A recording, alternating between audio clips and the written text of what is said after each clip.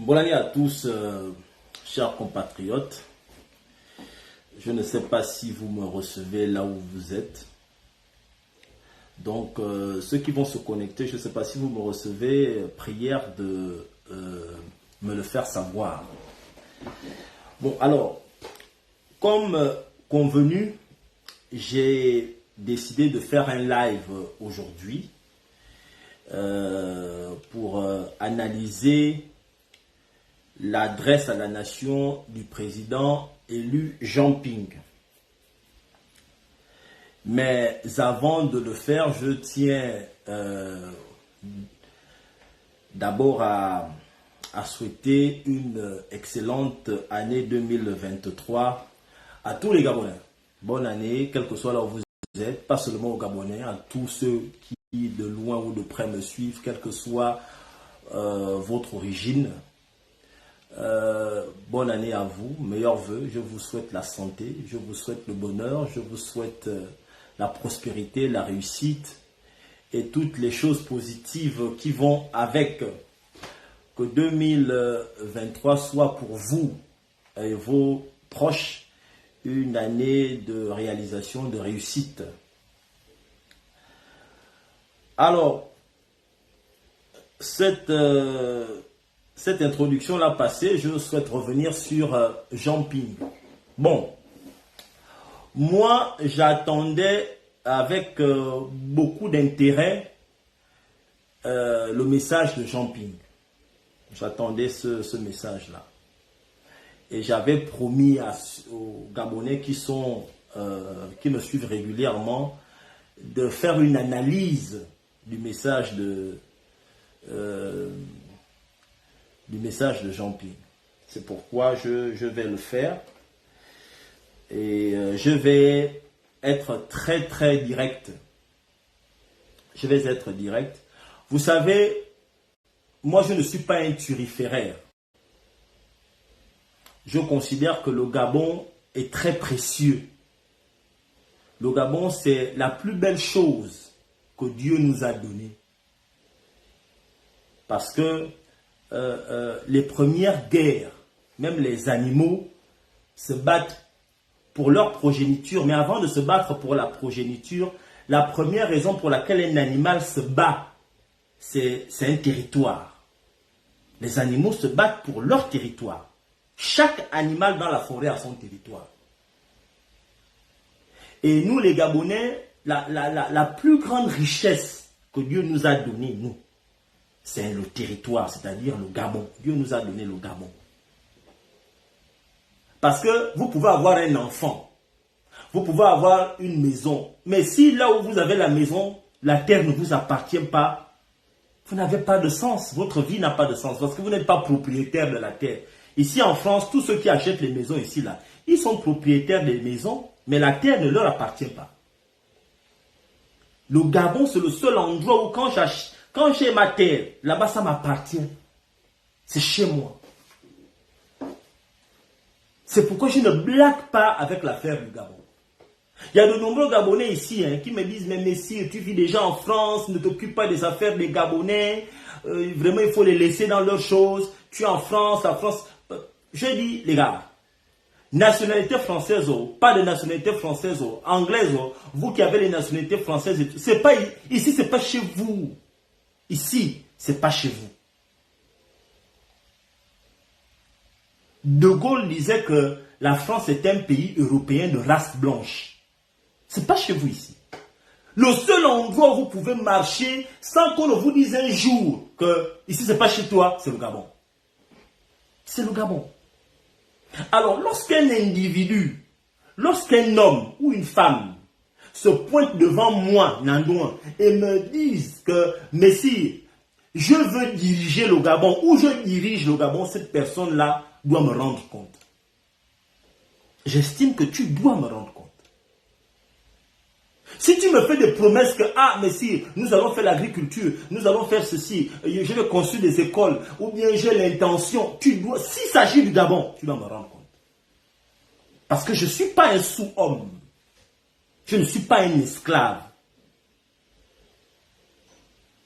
C'est pourquoi j'invite les Gabonais à se faire respecter. À se respecter d'abord et à se faire respecter ensuite. Il faut arrêter la servitude volontaire, le comportement d'esclave. Vous comprenez? Quelqu'un qui vient devant vous, il vous dit que je veux être président, il vous présente un projet de société, ou bien j'ai envie d'être... Non, vous devez, à un moment donné, il faut qu'on s'asseye, on dise, bon, depuis que tu es là, qu'est-ce que tu as fait? Depuis que je me suis engagé avec toi, il faut qu'on s'asseye pour faire un bilan. Il faut qu'on s'asseye pour faire un bilan.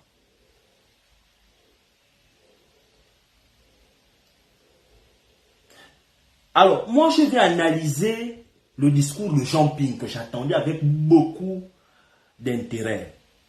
Beaucoup d'intérêt. Nous allons aller un peu intellectuellement. Nous allons aller dans le sens de la patrie. Parce qu'il s'agit du Gabon. Hein. Il ne s'agit pas de n'importe quoi. Je vais faire ce live-là aujourd'hui. Peut-être que dans quelques jours, ou peut-être d'ici là, je ferai le live d'Ali Bongo. Je parlerai du discours d'Ali Bongo également. Bon, je tiens à vous dire, je vous invite, parce que je vais comparer le discours de Jean Ping. Parce que quand vous faites une analyse, il faut toujours comparer. Il faut avoir le poids, c'est deux côtés. Moi, je vais comparer le discours de Jean Ping au discours de Maurice Kamto. Parce que je compare souvent Jean Ping à Kamto. Parce qu'il y a des similitudes entre les deux. Les deux étaient au parti du pouvoir avant. Les deux ont quitté le pouvoir. Les deux ont occupé de hautes fonctions. Maurice Kamto. Les deux se sont présentés aux élections contre leur ancien parti, l'ancien parti dans lequel ils ont milité. Les deux ont remporté des élections, ils ont été présidents élus. Jean Ping a été président élu en 2016. Maurice Kamto a été président élu en 2018. Les deux sont les présidents élus. Kamto lui a volé l'élection au Cameroun. Jean Ping lui a volé l'élection au Gabon. Kamto est même allé plus loin. Il allait en prison parce qu'il a manifesté, il allait en tôle. Et Kamto est sorti de prison. Donc je suis l'activité de Kamto. Je suis ce que Kamto fait au Cameroun. Et je suis également ce que Ping fait. Je les compare. Les deux ont sensiblement le même âge. Les deux ont moins de 15 ans d'écart. Les deux, Kamto et Jean Ping. C'est quasiment la même génération. Donc je les regarde. Les deux sont des intellectuels. De grands intellectuels. Quand vous regardez le CV de Kamto, vous regardez le CV de Jean Ping, c'est quasiment la même chose. Alors, nous allons donc, je vous invite, parce que dans mon Facebook, j'ai posté exactement la locution, l'adresse à la nation faite par Kamto au Cameroun. Allez-y, regardez. Il a parlé pendant près d'une trentaine de minutes. Jean Ping a parlé 17 minutes et quelques. Je vous invite à aller comparer les deux. Et vous allez voir d'où je viens en fait. Alors, il faut, je vous dis à l'avance, hein, que je sors, après avoir écouté le discours de Jean Ping, 4 fois. Je sors de là très déçu. Je sors de là déçu. Et je vais vous expliquer pourquoi. Je vous donne même la possibilité d'appeler pour ceux qui souhaiteraient intervenir. Si vous estimez que vous pouvez m'apporter une contradiction parce que j'estime que je n'ai certainement pas la science infuse. Vous connaissez peut-être mieux que moi.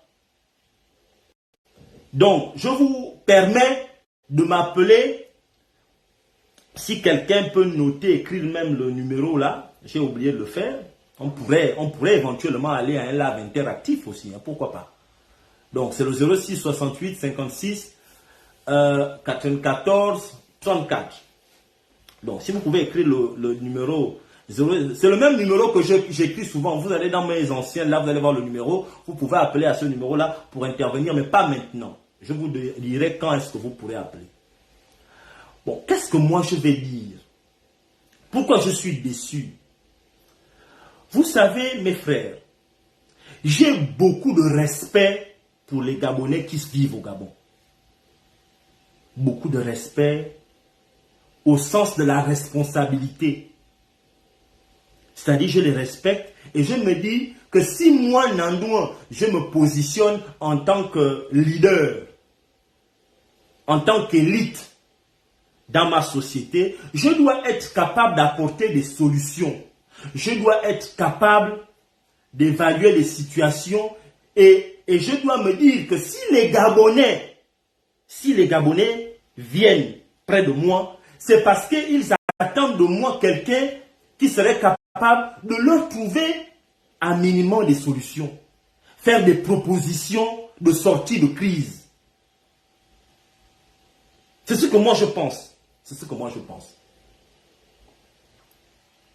Le président Ping a parlé pendant 17 minutes, mes frères. 17 minutes. Nous rentrons en 2023. En 2023, la Constitution prévoit que en août, parce que les élections se passent en août, parce que 2023, on pourrait faire les élections en octobre prochain ou en décembre ou en décembre prochain. Mais traditionnellement au Gabon, nous faisons les élections pendant les grandes vacances, les vacances scolaires, j'entends par là. Donc, c'est-à-dire en août. On vote en août parce qu'en septembre, les enfants reprennent l'école. Donc, nous avons décidé de manière traditionnelle que nous, les élections chez nous, dans notre pays, c'est en octobre, novembre, décembre. Dans la plupart des pays. Nous, on va faire en août. Août, c'est dans 7-8 mois. 7-8 mois. Janvier qu'on vient de commencer là, février, d'ici au plus tard mars, on doit procéder à ce qu'on appelle l'enrôlement des électeurs. Les électeurs. Alors, d'entrée de jeu, le président Jean Ping, il a dit que lui, il n'est pas pour les élections présidentielles de 2023. Je ne sais pas si vous avez écouté ça comme ça, c'est comme ça que moi j'ai écouté son message. Il a dit que pas d'élection pour lui. En gros, qu'il boycotte l'élection présidentielle. C'est la conclusion que moi je fais. Il a dit qu'il boycotte l'élection de 2023. Et il a expliqué un peu plus ou moins pourquoi. Je vais jouer la vidéo. Peut-être que vous n'avez pas, parce qu'il y a certains Gabonais qui n'ont pas écouté son discours. Je vais jouer la vidéo. Ça va prendre 1 minute, 1 ou 2 minutes. Vous allez écouter la partie où, en ce qui me concerne, j'estime qu'il a dit qu'il n'est pas pour l'élection présidentielle. Donc, nous allons jouer cette vidéo-là.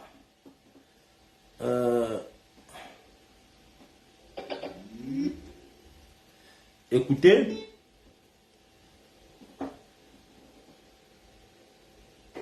Avec l'élection présidentielle de 2016, la tradition de la violence post-électorale propre à ce régime au pouvoir depuis plus de 50 ans a atteint un point de non-retour.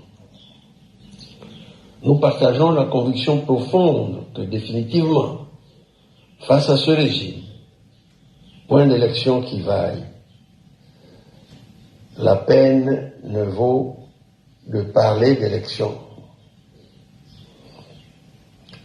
Je veux rappeler d'emblée que c'est ce que j'ai dit en février 2022 au micro de France 24.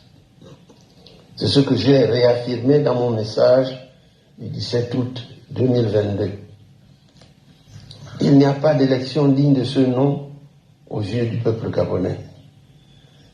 L'élection se définit au Gabon depuis si longtemps comme une succession de coups d'État. à la place de l'élection, il n'y a rien d'autre en perspective chaque fois qu'un nouveau coup d'État. La recherche de la perfection du processus d'organisation des élections est louable, particulièrement au sein d'une démocratie et d'une république digne de ce nom, à condition de ne pas oublier la leçon tant de fois apprise au terme des élections successives. Il est en effet fondamental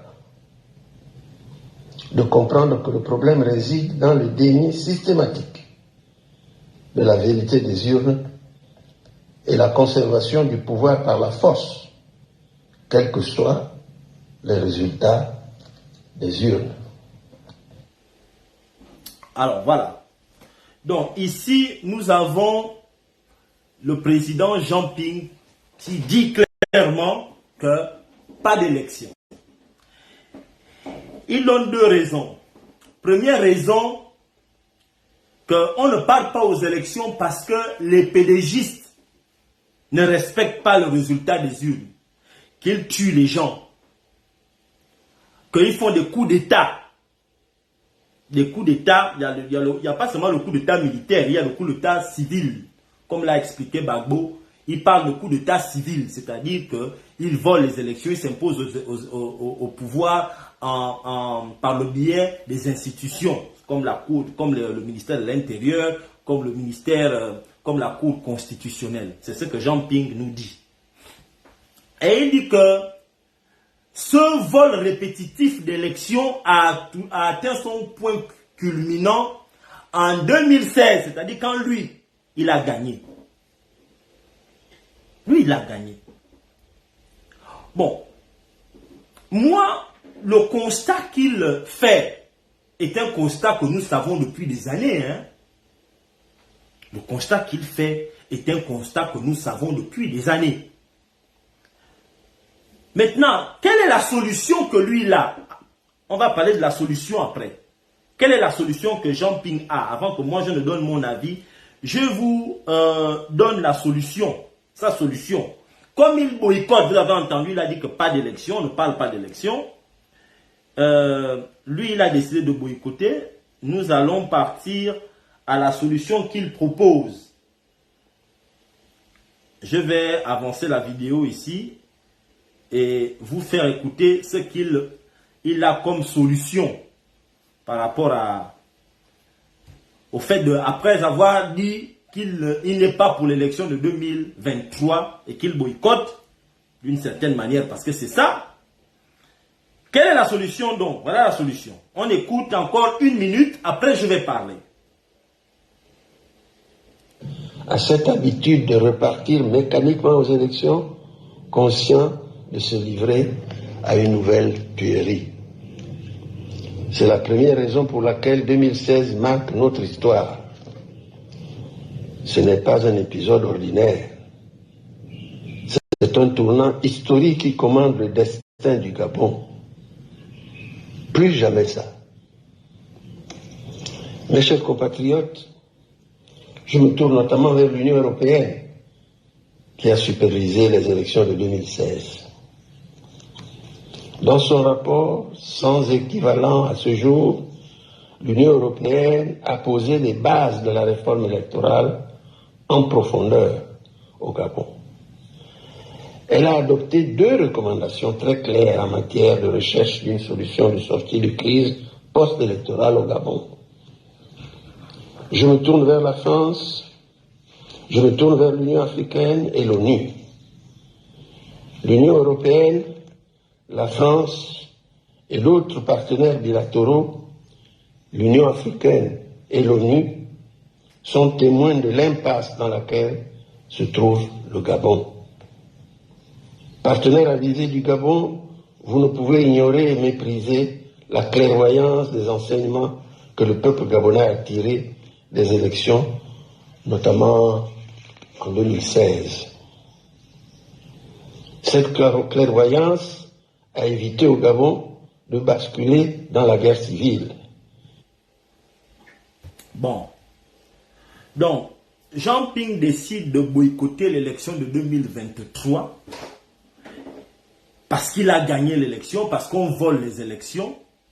Et après, il dit que, de manière assez habile, hein, il dit que maintenant que moi je ne participe pas par rapport au fait que les Gabonais m'ont accordé leur suffrage, je souhaite que l'Union européenne, l'Union africaine, la France et l'ONU viennent m'installer au pouvoir. C'est ce qu'il a voulu dire en gros de manière voilée.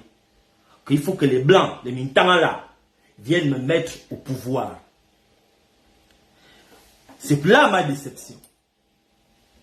Ma déception, c'est à ce niveau-là. Mes frères, vous savez, nous savons que les Mintanga ne mettront jamais Jean Ping au pouvoir. Vous le savez, sauf si vous voulez ne pas regarder la vérité qui est devant vous.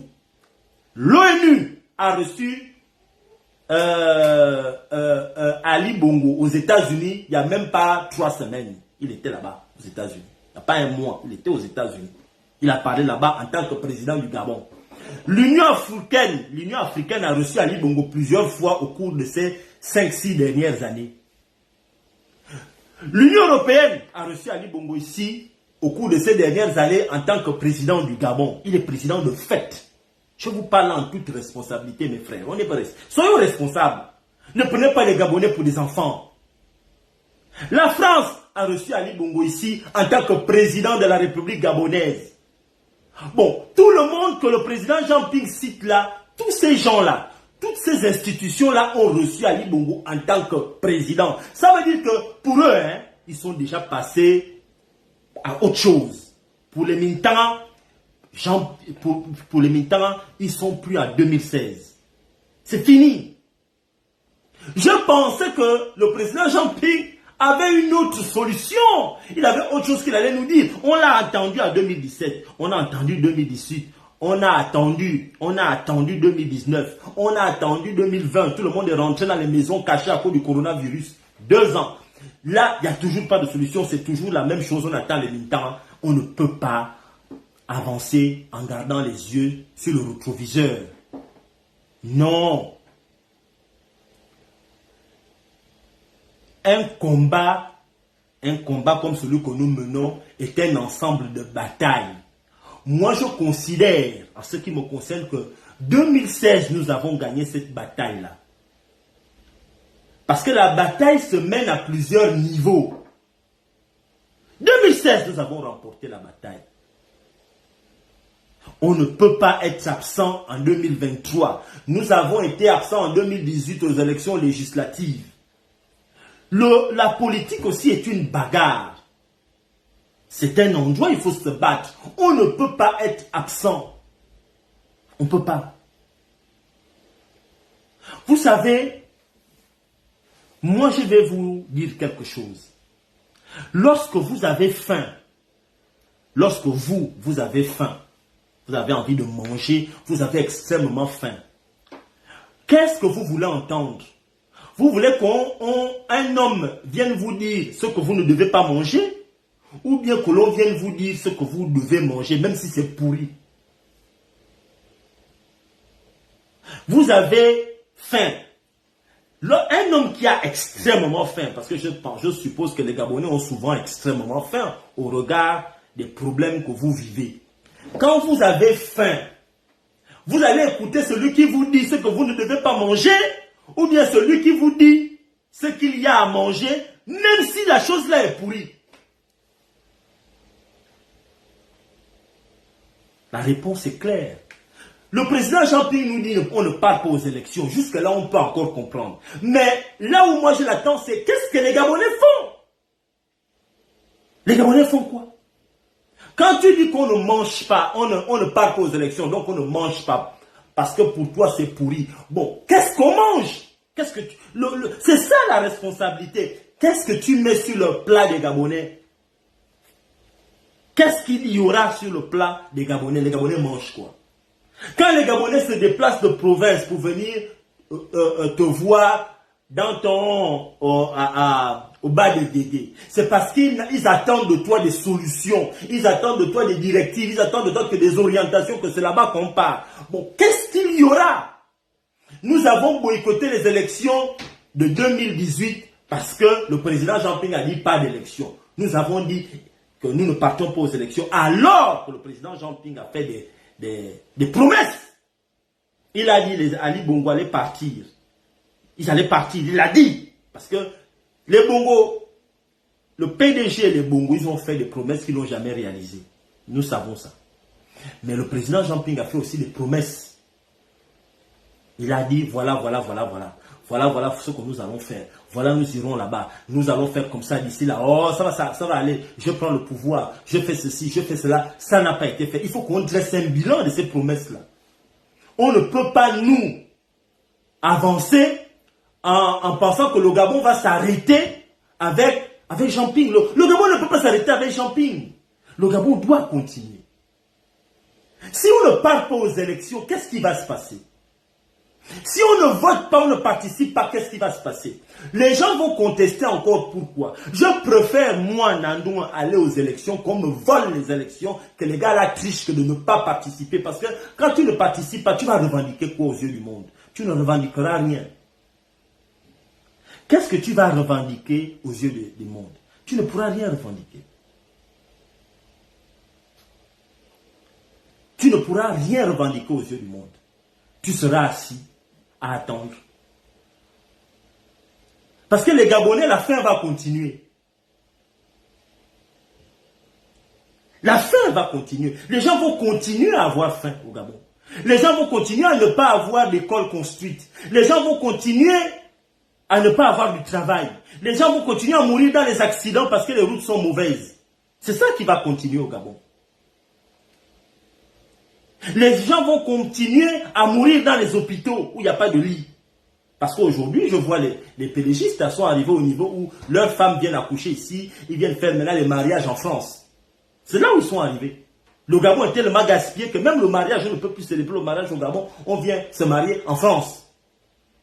Le pays est tellement foutu que les enfants viennent faire les courses en France, acheter les papiers hygiéniques, acheter les fourchettes, les couteaux, ils viennent acheter tout ici, les serpillères.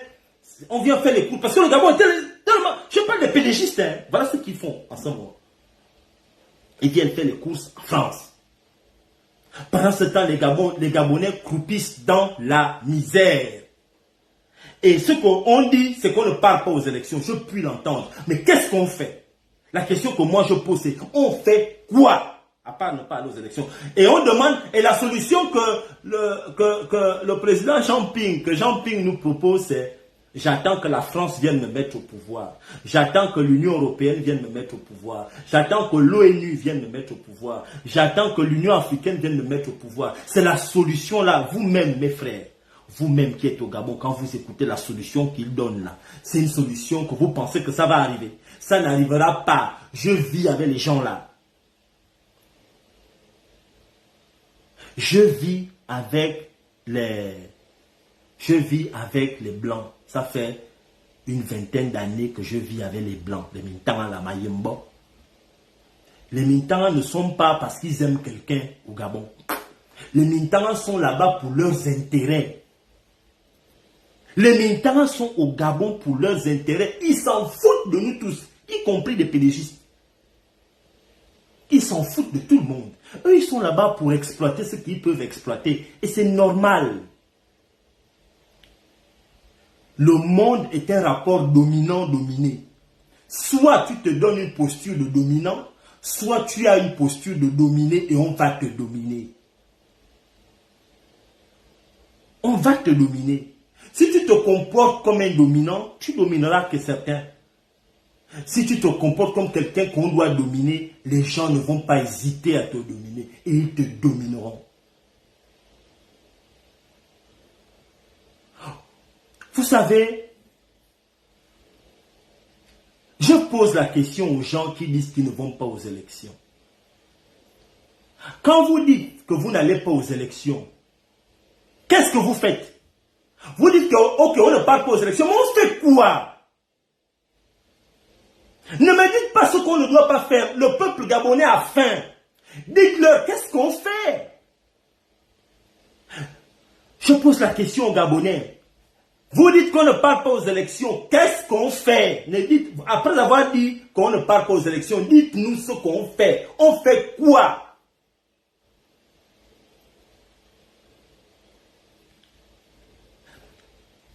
Je répète, je récapitule. Il y a eu des raisons avérées de manifestation. Il n'y a pas eu de manifestation. Vous voulez quoi exactement? Qu'est-ce qu'il faut faire? Dites-nous. Quel est le contexte qui a fait qu'Akrombessi ne soit pas au Gabon? Akrombessi, qu'est-ce qui a fait en sorte qu'Akrombessi quitte le Gabon? Ce n'est pas les élections. Si on avait boycotté les élections de 2016, Akrombessi serait encore au Gabon. Qu'est-ce qui a fait en sorte qu'aujourd'hui, quand on observe le PDG, ceux qui gèrent le Gabon, il y a carrément une nouvelle classe. Les gens ont été dégommés à gauche, à droite. Qu'est-ce qui a amené ça? Ce n'est pas les élections de 2016. Ce sont les élections de 2016 qui ont amené tout ce que vous voyez au Gabon là, comme le PDG s'est perdu. Parce que jusqu'à aujourd'hui même, le PDG a besoin qu'on reconnaisse. Souvent quand ils interviewent des hommes politiques de l'opposition, ils disent oh, vous ne reconnaissez pas Ali Bongo comme président. Ils veulent absolument qu'on les reconnaisse comme président. Pourquoi? Parce qu'au fond de chaque PDGiste, ils savent qu'ils n'ont pas gagné l'élection de 2016. Dans la tête de chaque PDGiste, ils savent que les Gabonais ne n'ont pas voté pour nous. Et c'est cette malédiction-là que les enfants la traînent jusqu'à aujourd'hui. Et aujourd'hui, là, vous voulez rétablir cette malédiction-là en boycottant l'élection qui te confère le droit de gérer un pays. Vous ne voulez pas prendre part, parce que c'est ça, on renouvelle.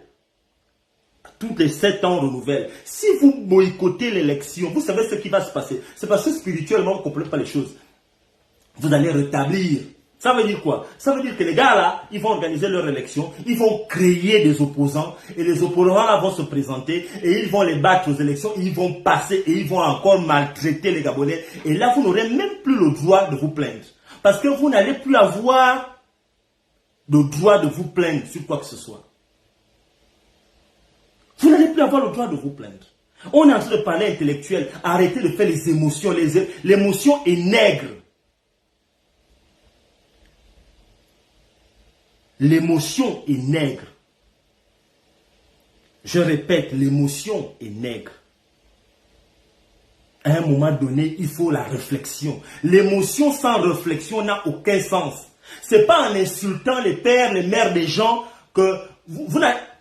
Quand vous allez, je vous vois là parler de Mandela, parler de Martin Luther King, vous parlez de ceci, vous avez déjà vu les gens que vous citez là, que vous prenez un exemple comme des grands leaders, vous avez vu un endroit où ils insultent le père et la mère de quelqu'un.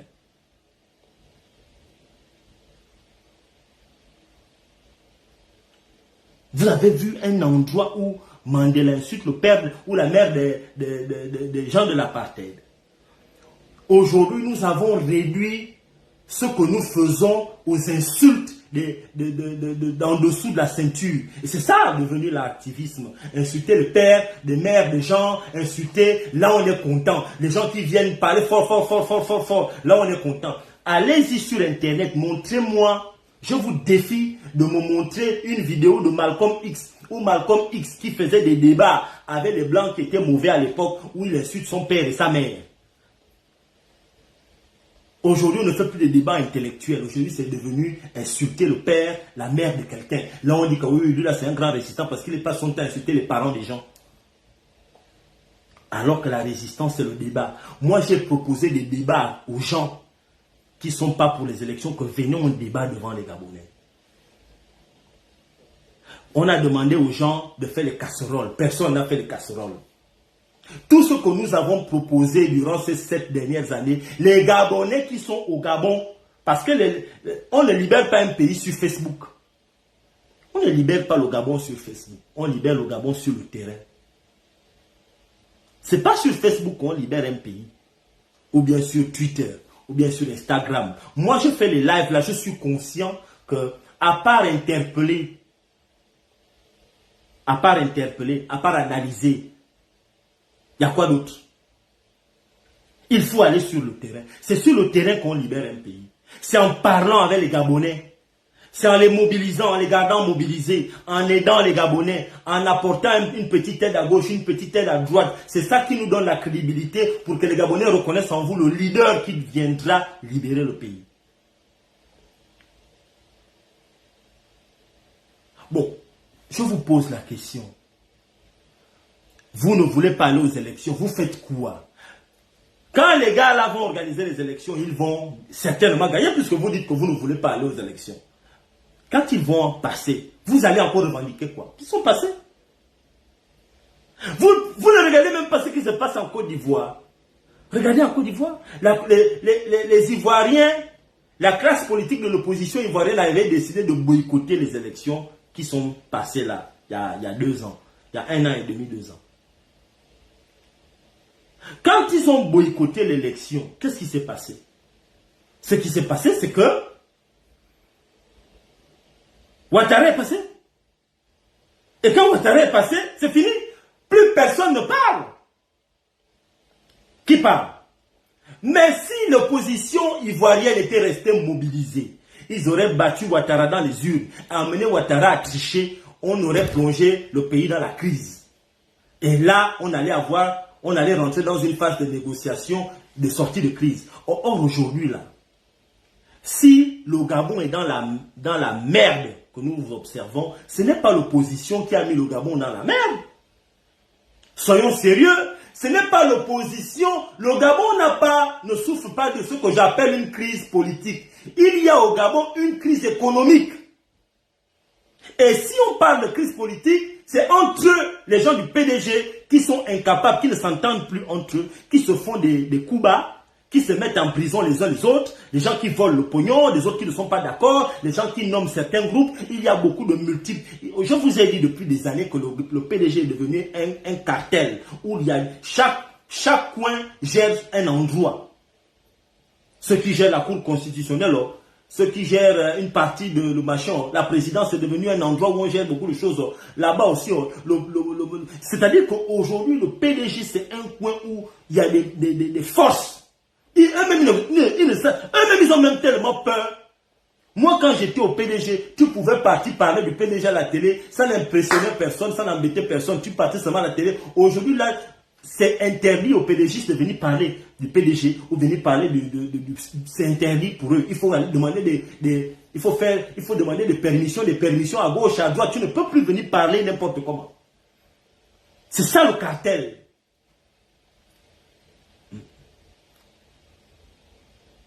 Mais enfin, et si le Gabon est dans le problème dans lequel nous sommes, manque d'infrastructures, manque d'hôpitaux, manque de ceci, manque de cela, les morts, c'est eux-mêmes entre eux. C'est pas l'opposition qui pose des actes. Non. L'opposition ne pose pas des actes. L'opposition, eux-mêmes, ils ont leurs problèmes.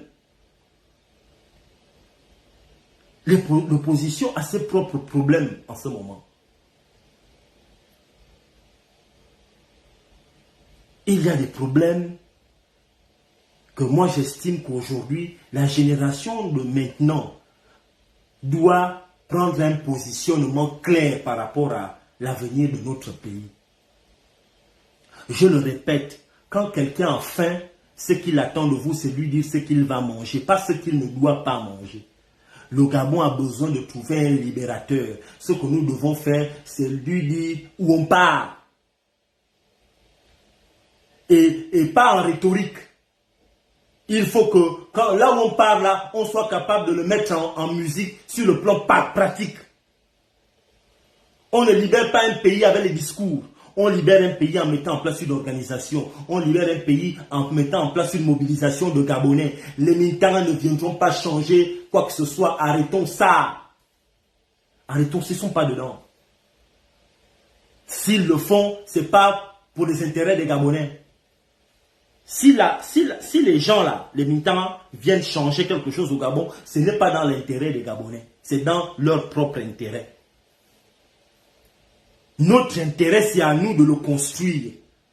Moi, je vois ce que Kamto, on lui a volé l'élection en 2018. La prochaine élection au Cameroun, c'est en 2025. Allez-y voir ce que Kamto fait. Je ne veux pas parler, c'est sur Internet. Vous allez voir. Il mobilise, il fait le tour du Cameroun. Il va à gauche, il va à droite parce qu'il sait que Biya est vieux. Il sait certainement que Biya ne va pas tenir encore longtemps. Kamto se mobilise parce qu'il voit là où il part. Il ne voit pas le vol de l'élection de 2018. Il voit là où il part et il ne s'arrête pas à faire des discours. Kamto, il parcourt le Cameroun. Il mobilise, il fait monter des jeunes dans son parti. Il va voir les populations dans les provinces. Regardez son discours. Allez-y regarder le discours de Kamto qu'il a prononcé hier. Il parle du fichier électoral. Il demande déjà aux Camerounais qui sont avec lui que commençons déjà à préparer la prochaine élection. On lui a volé l'élection en 2018. Mais il dit on prépare l'élection déjà qui arrive. Parce que c'est ça. C'est ce qu'il faut faire.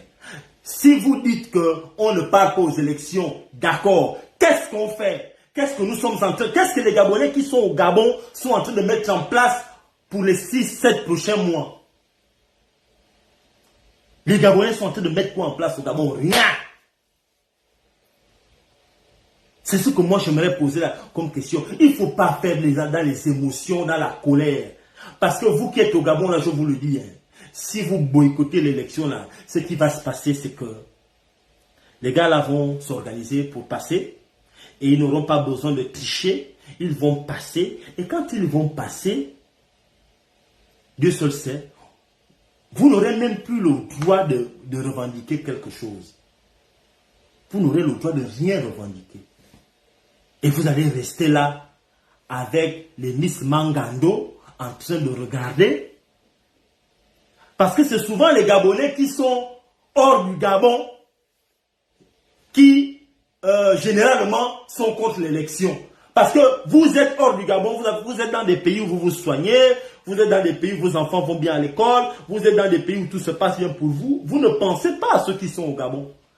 Quand vous leur dites que même le vote, c'est pas parce qu'il y a on triche. Si vous connaissez l'histoire, c'est parce qu'aujourd'hui, vous parlez de quelque chose que vous ne connaissez pas. Vous ne connaissez pas la puissance d'un bulletin de vote. Vous ne connaissez pas l'histoire qu'il y a derrière le bulletin de vote.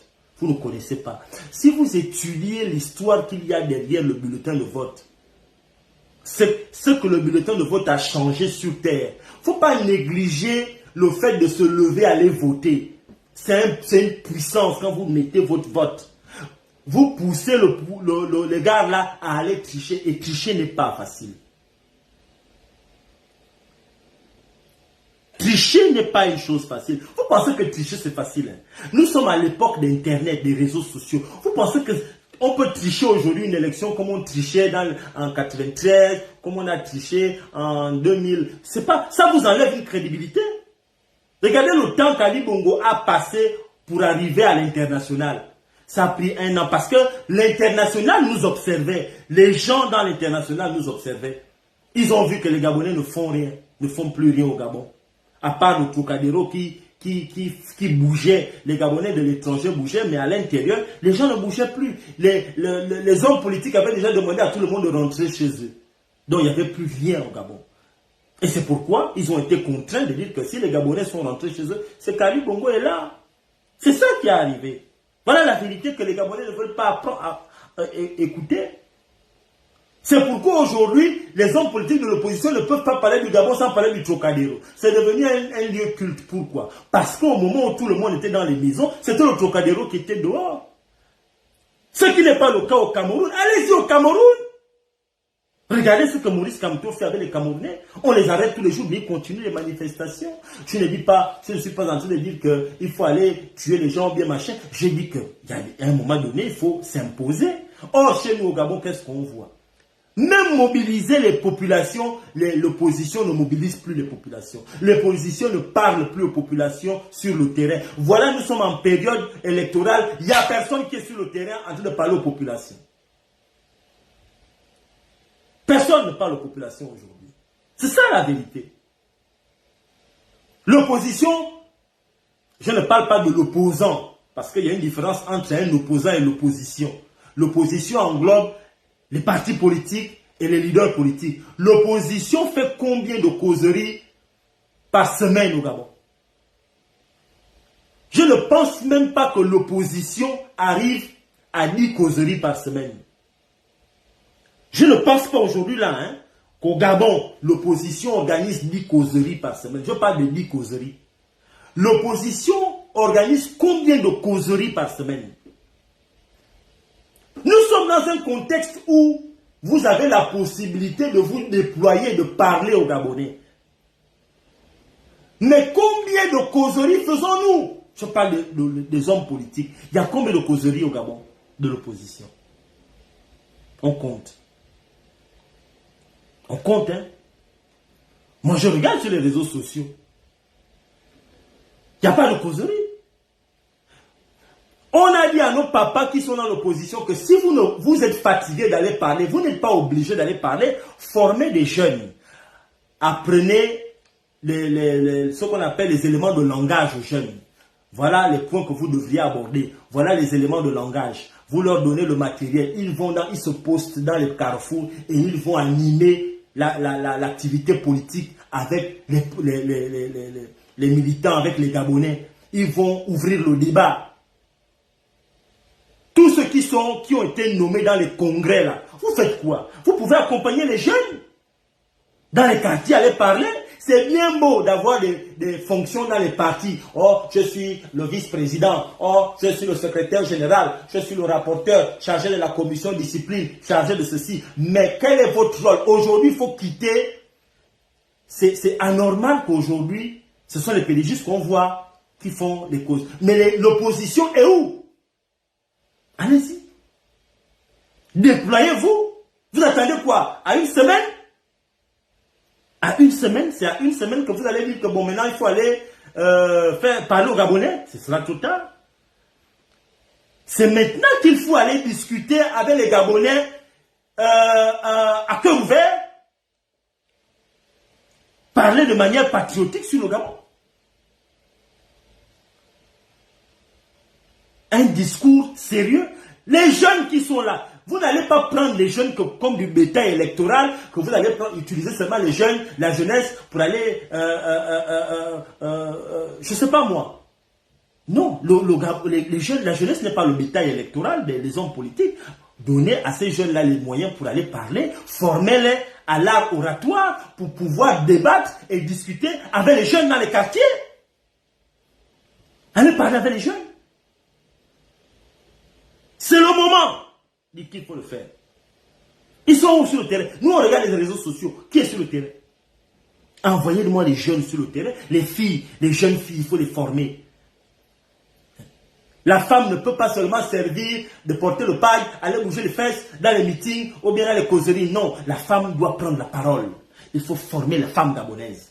Il y a des femmes qui sont brillantes dans les quartiers, dans les lycées, là, vous les prenez, vous les formez en politique sur le plan économique. Voilà comment tu dois aborder sur le plan social. Voilà comment tu dois aborder la politique.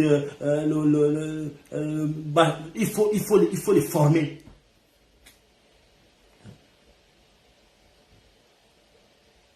Je ne sais pas pourquoi on est là en train de... Attendez-moi, il y a une personne que je dois bloquer là. Qui n'a pas l'air, elle s'appelle Janine Colette Singila. Je pense qu'il faut que je la bloque. Moi, je n'aime pas les gens qui ne sont pas intelligents.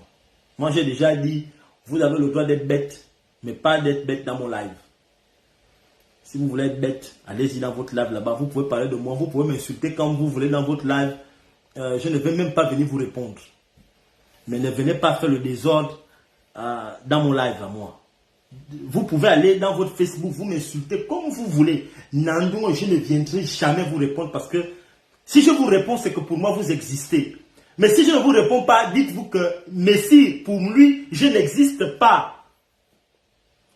Comme quand l'éléphant marche dans la forêt, il s'en fout des insultes de la fourmi. La fourmi peut insulter les éléphants comment l'éléphant marche.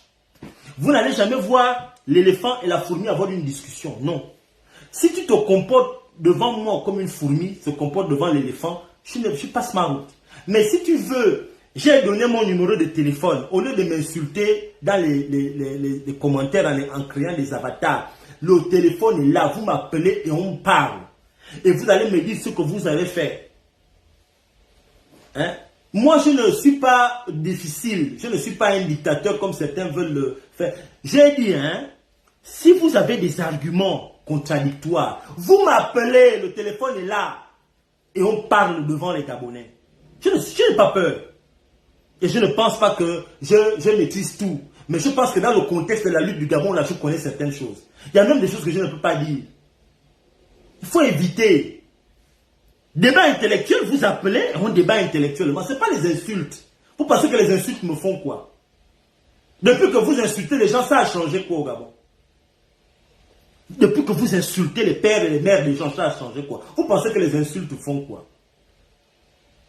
Ce que vous ne savez pas, c'est que les insultes que vous êtes en train de faire, demain, quand le Gabon sera libéré, on ne pourra pas vous donner quoi que ce soit au Gabon parce que vous avez passé au temps à insulter les gens. Vous n'avez pas vu que quand l'Afrique du Sud a été libérée, on a dû ostraciser la femme de...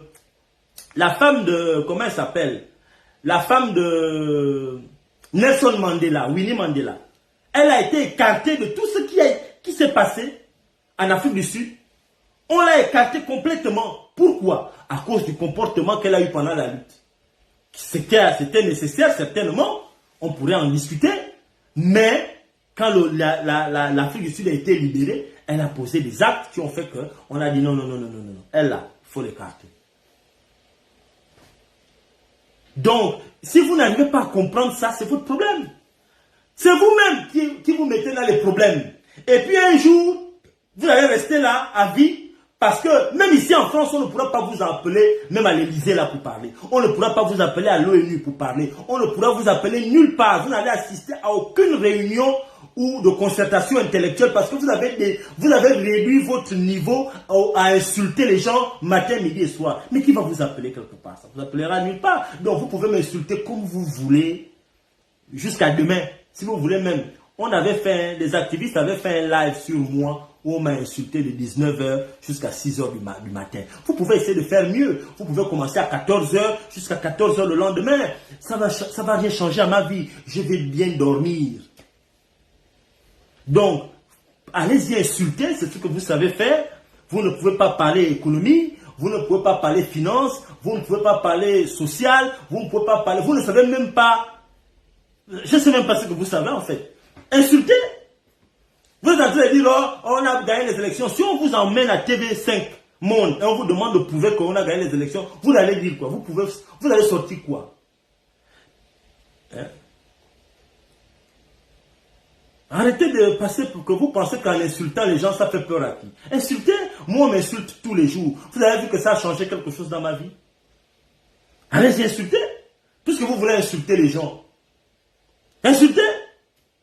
Vous pensez qu'insulter quelqu'un, c'est ça qui va faire quoi? Depuis que Facebook existe, il y a des dictatures partout. Quelle est la dictature qui a été libérée sur Facebook? On vous le dit, vous pensez qu'on est mauvais. Moi, je ne suis pas naïf. Moi, je ne suis pas naïf. Je dis juste concernant le président Jean Ping que je suis déçu, extrêmement déçu de son discours. Et je le dis en tant que Gabonais. Et je le dis parce que les actes que moi j'ai posés pour Jean Ping, ici dans la France, là, il n'y a pas beaucoup, hein. Il n'y a pas beaucoup. Allez, pas à Paris, pas dans une salle, dans toute la France et dans des pays européens où je suis parti. Il n'y a pas beaucoup qui peuvent dire ça, qui peuvent parler, qui peuvent se lever là et venir me parler en face. Parce que j'ai tourné dans la France pour Jean Ping, organisant des manifestations. Pas pour aller participer, organiser des manifestations. Pour lui. Parler à certains endroits, certains couloirs, rencontrer certaines personnes. J'ai les photos. C'est pas parler, j'ai les photos ici. Donc j'ai le droit, si je ne suis pas d'accord avec ce que Jean Ping dit, parce que je ne suis pas un turiféraire, j'ai le droit de dire que Jean Ping là, je ne suis pas d'accord. Et même il y a beaucoup de choses que j'estime que je ne peux pas venir dire ici parce que c'est en live. Il y a beaucoup de choses que je ne peux pas, je ne pourrai jamais venir dire ici parce que par responsabilité, par respect, je ne dis pas certaines choses. Mais je dis là, c'est anormal. Le Gabon doit continuer. Le président Jean-Pierre ne peut pas dire que le Gabon va s'arrêter avec lui. Ce n'est pas normal. On ne peut pas faire la terre brûlée. Ça ne peut pas être soit Jean-Pierre, soit c'est le désert. On ne peut pas faire comme ça. Parce que Mbobam n'a pas fait ça. Mbobam n'a pas dit soit c'est moi, soit c'est le désert. Mbobam aussi avait été président élu. Si Mbobam avait dit soit c'est moi, soit c'est le désert, après moi c'est le désert, on n'aurait pas connu Jean-Pierre. Mamboundou en 98 aurait pu dire soit c'est moi, soit c'est le désert. Mamboundou aurait pu dire que soit vous me suivez moi, parce que lui aussi il avait été président élu. Mbaba Solo aurait pu dire en 93 que après moi c'est le désert. C'est lui qui avait gagné en 93. Le combat continue. Chaque fois on doit prendre une parcelle de terrain jusqu'à ce qu'on aura tout le terrain. C'est comme ça qu'on fait en politique. On ne s'arrête pas. Vous venez à peine, on vient à peine d'arriver dans l'opposition. Il y a à peine 7 ans, 8 ans et on dit déjà qu'après moi il n'y a rien. Et le plus dur, ce qui me fait mal moi en tant que Gabonais, c'est que quand on regarde après les propositions qu'il y a, au-delà de dire qu'on ne part pas aux élections, quand on regarde les propositions faites, c'est « Oh, j'attends que la France me mette au pouvoir, j'attends que l'Union européenne me mette au pouvoir, j'attends que l'Union africaine me mette au pouvoir, j'attends que la même France que les Gabonais insultent ici, c'est la même France que le président élu veut que la France me mette au pouvoir, que l'Union africaine les mette. Ils ne mettront pas au pouvoir, ils ne te mettront pas au pouvoir, ils ne le feront pas. Ils ne le feront pas parce que ce n'est pas leur logiciel. Les blancs là, ils ne te mettront pas au pouvoir. Il faut vous réveiller.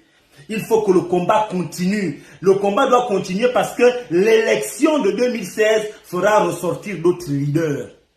L'élection de 2023 plutôt fera ressortir d'autres leaders, comme l'élection de 2016 a fait sortir d'autres leaders, comme l'élection de 2009 a fait sortir Mbobam, comme l'élection de 98 a fait sortir. Il faut faire sortir d'autres leaders. Mais ce qui me fait mal, c'est que Mbobam, qui n'était pas mort quand Jean-Pierre est arrivé, n'a jamais fait un discours. Il aurait pu faire le discours. Il a dit continuez, ne m'attendez pas.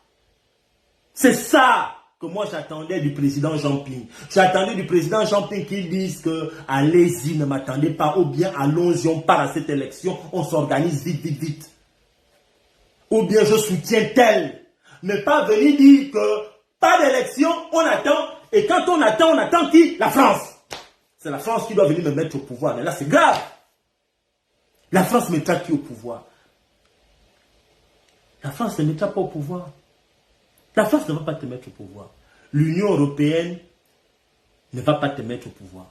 L'Union africaine, ce n'est même pas leur problème. Ils ont d'autres problèmes à régler.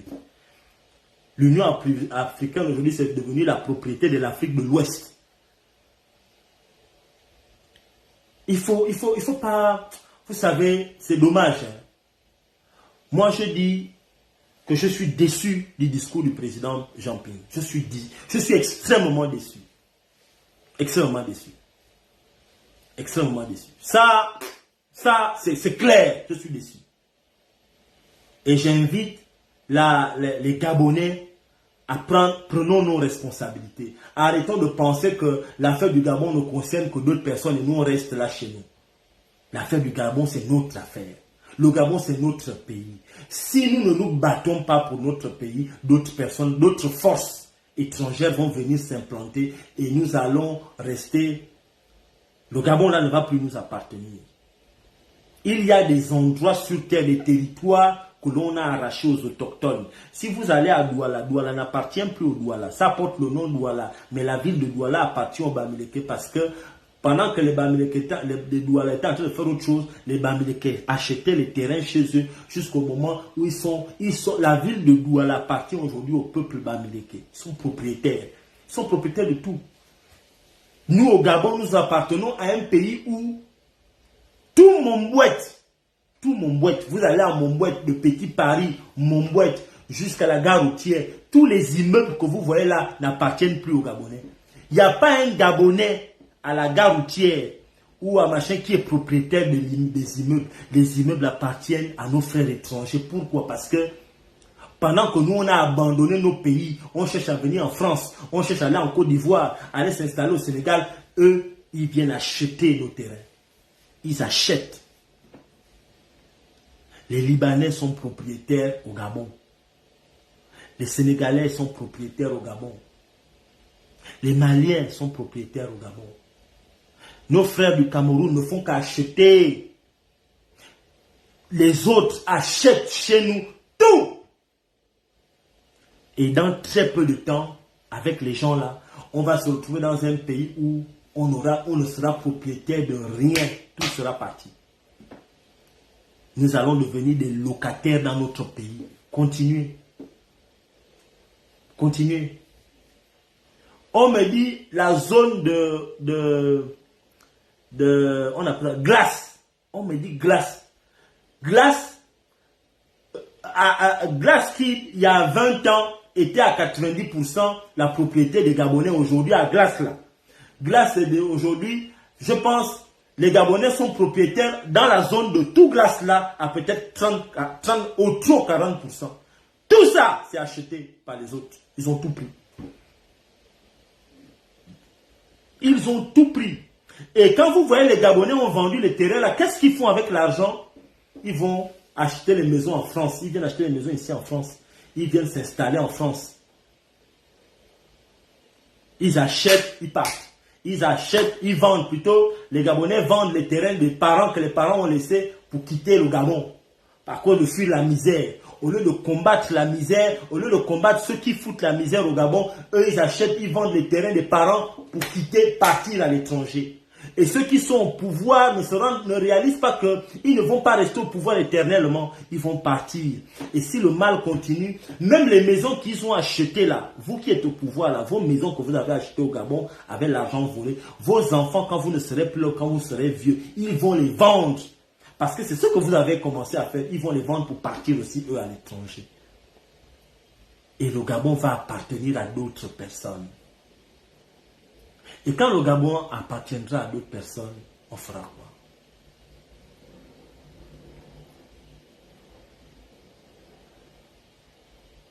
On fera quoi? On fera rien. On sera, comme je vois certains Gabonais qui pensent que comme ils sont français, il y a des Gabonais ici qui pensent que comme ils sont français, ils sont propriétaires. Mais on me dit qu'on me demande le numéro. Mais le numéro, je l'ai écrit. Le numéro, je l'ai écrit. Est-ce que quelqu'un peut écrire mon numéro? Mon numéro de téléphone se trouve dans mes lives. Regardez mes lives. C'est le 06 68 56 94 34. Mon numéro est là. Si quelqu'un veut appeler, qu'il appelle. Mon numéro est écrit.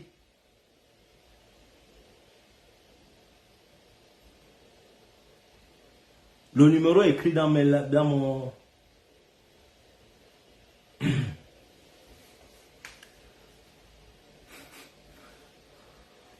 Mais je n'ai pas besoin d'épingler le numéro est là. Attendez, je vais écrire le numéro, puisque j'ai écrit le numéro, je viens de poster le numéro là.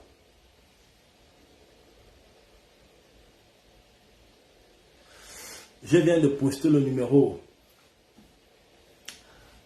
On me demande de laisser 25 minutes, le temps de rentrer pour intervenir, mais je ne serai plus là dans 25 minutes, j'aurai arrêté le live.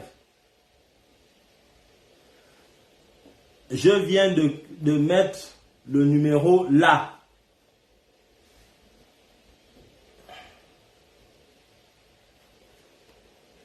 Oui, allô? Oui, allô? Oui, est-ce que je peux intervenir? Oui, on vous écoute. Oui, ici. Oui, tout le monde vous écoute, hein?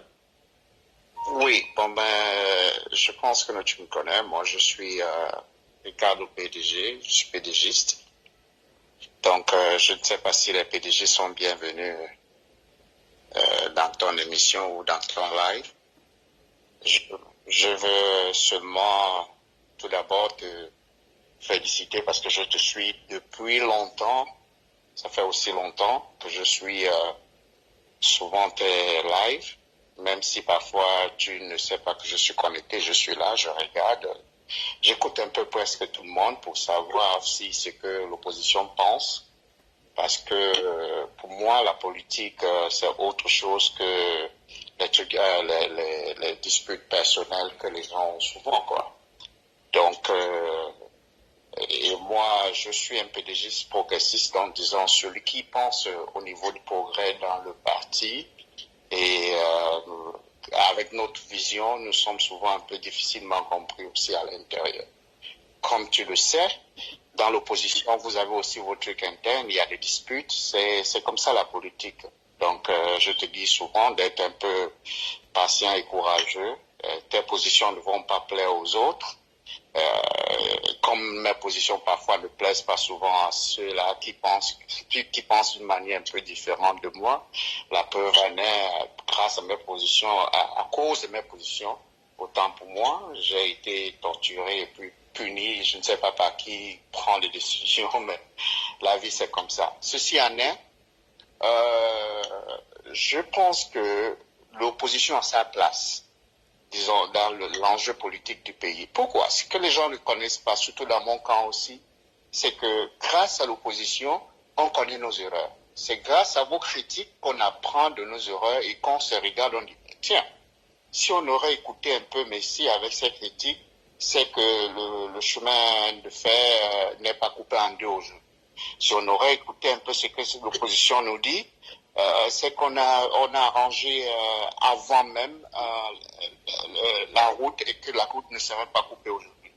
Parce que si on se focalise seulement à nous-mêmes et on est satisfait, on n'avance pas. On ne peut pas avancer. J'ai encore suivi le discours du président de la République. Vous savez, dans le discours, vous voyez la volonté. Mais est-ce que ceux qui entourent le président ont la même volonté comme lui? Je ne pense pas. C'est là où il y a souvent un problème. Même dans l'opposition que vous voyez, il y a souvent des gens qui ont beaucoup d'opposants. Moi, j'ai toujours été là. Hein. Je suis là depuis l'enfance déjà. Je vois les gens qui font l'aller-retour. Ils sortent du PDG, ils vont à l'opposition. Le lendemain, ils reviennent. On est fatigué de voir ces genres de personnes. C'est ces genres de personnes qui font en sorte que le pays ne puisse pas avancer. Pourquoi? Parce qu'ils marchandent leur voix. Aujourd'hui, nous sommes encore là.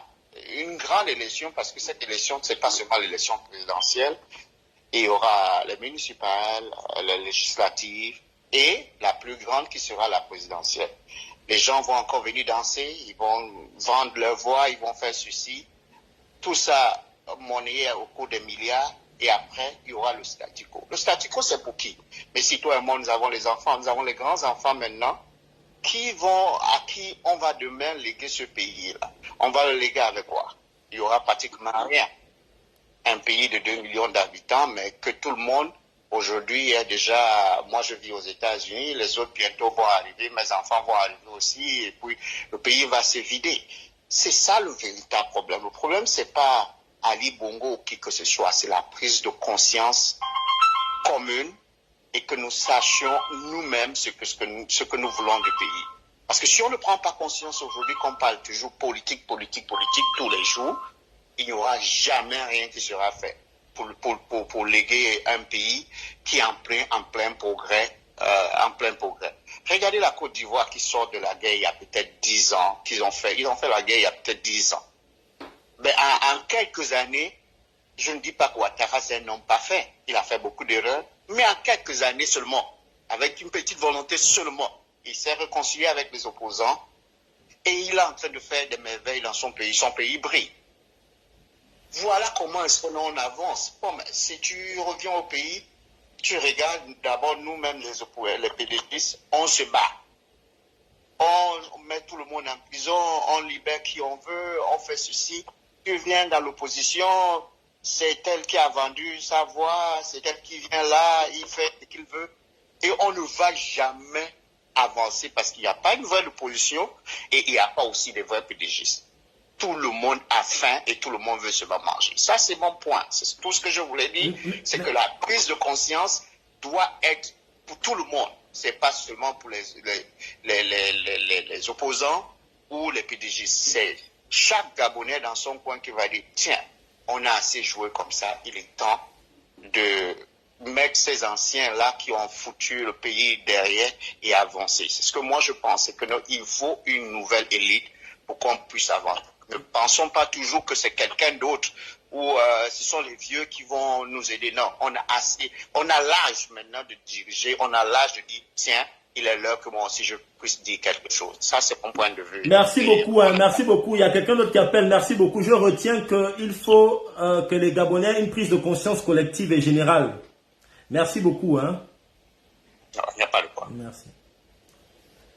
Il y a quelqu'un d'autre qui est en train d'appeler là. Il y a... il y a quelqu'un qui appelle là. Je ne sais pas pourquoi ça ne...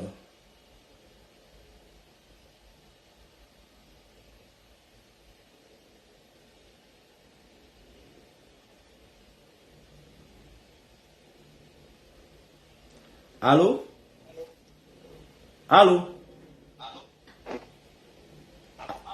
Allô? Allô?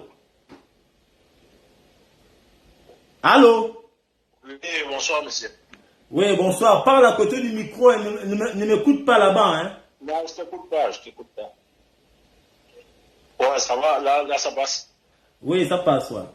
Ouais, ok, d'accord. Bon, moi, j'ai un peu suivi ton analyse. Je voulais savoir, tu sais qui parle, je voulais savoir quelles sont les pistes et les solutions pour aller aux élections. Est-ce que, ok, on part aux élections, comme tu disais, bon, Ping, il ne dit rien, franchement, il ne dit rien. Et ce que tu dis sur, si on ne part pas, on fait quoi? Moi, je te pose aussi la question, on part, on fait quoi? Comment on s'organise? Mais... Est-ce que, attends, parce que ma question elle a double volet. Est-ce que on va singulièrement ou on va faire le truc de 2016, c'est-à-dire les opposants s'unissent pour battre le PDG, où chacun va singulièrement avec sa force? Voilà ma question d'abord. Bon, moi je voulais te dire, hein, c'est une très bonne question que tu me poses. Je ne sais pas si les Gabonais ont entendu ta question. Tu es en train de dire que Jean-Ping dit qu'on ne part pas aux élections, mais il ne dit pas ce qu'on fait si on ne part pas aux élections. Et tu as dit que, bon, messire, toi tu dis on part aux élections, mais si on part aux élections, quel est le modèle politique que nous allons adopter pour 2023? Est-ce que ça va être le modèle de 2016 où on va avoir une élection, une candidature unique, ou bien nous allons aller à des candidatures dispersées, comme certains hommes politiques du Gabon semblent vouloir le faire. Moi, je voulais te dire que, tu sais, mon frère, ça fait mal. Moi, je suis contraint de dire qu'on part aux élections. Pourquoi? Parce qu'on ne peut pas danser plus vite que la musique. Et la musique, c'est le Gabon. Ce sont les Gabonais qui sont au Gabon. Ce sont les Gabonais qui sont au Gabon qui doivent nous montrer le tempo. Il y a eu beaucoup de propositions qui ont été faites. Les Gabonais ont été abonnés absents. C'est pourquoi je dis que tout ce qu'on a demandé de faire, les Gabonais ont dit non, ils ne sont pas dedans. Mais donc, allons-y aux élections. Et que lorsqu'on va aux élections, c'est quoi? Ça passe par le fichier électoral, ça passe par aller à la concertation pour voir dans quelles conditions. Les conditions sur le plan juridique des élections, c'est-à-dire le code électoral avec le CGE, ça relève de la compétence et de l'organisation des partis politiques et des personnalités politiques engagées pour 2023. C'est eux qui doivent se mobiliser et savoir ce qu'ils vont ajouter, ce qu'ils vont enlever lorsqu'ils vont rentrer dans les concertations avec le ministère de l'Intérieur ou bien avec le CGE, avec les organes qui gèrent l'élection de 2023. Et je pense que ces concertations-là sont en train d'être faites en ce moment. Si vous observez l'actualité politique au Gabon, les partis politiques de l'opposition sont prêts à aller rencontrer ceux de la majorité sous on appelle ça comme l'arbitrage des institutions qui gèrent, qui délibèrent les élections. L'opposition est prête. C'est le pouvoir qui n'est pas prêt. Ils attendaient leur congrès. Ils voulaient d'abord faire leur congrès. Parce que le pouvoir, ils ont les problèmes là-bas entre eux. C'est pourquoi il y a plusieurs choses qui n'avancent pas aujourd'hui comparé aux autres consultations intérieures de 2016, 2000. Parce que le pouvoir aujourd'hui est disloqué. C'est pourquoi beaucoup de choses n'avancent pas. Donc, nous devons nous tenir prêts pour ça, cette partie-là, et aussi pour, lorsqu'il faudra enrôler les Gabonais, il faudrait que les jeunes s'enrôlent. Il faudrait que les Gabonais aillent sur le terrain parler avec les jeunes. Il faut que les jeunes parlent aux jeunes pour que le langage soit fluide. Mais il faut que les positions forment les jeunes pour que les jeunes aillent sur le terrain parler avec leurs frères. Il ne faudrait pas qu'on reste là, on attend seulement que ce soit le leader politique de l'Union nationale qui vienne parler. Mais tout le reste là, ils attendent quoi? Ils ne sont pas formés pour aller sur le terrain. Pour porter la voix de l'opposition, il faut les former. Maintenant, tu m'as posé la question qu'on part avec quel modèle? En ce moment, il y a certains partis politiques de l'opposition qui veulent aller en rang disloqué parce que, différemment des autres élections, l'élection de 2023 sera une élection à 2 tours. Parce que 2 tours a été voté, je ne sais pas si tu dois être au courant. Mais moi, j'ai dit aux autres, j'ai dit à ceux-là qu'il n'y aura pas de deuxième tour.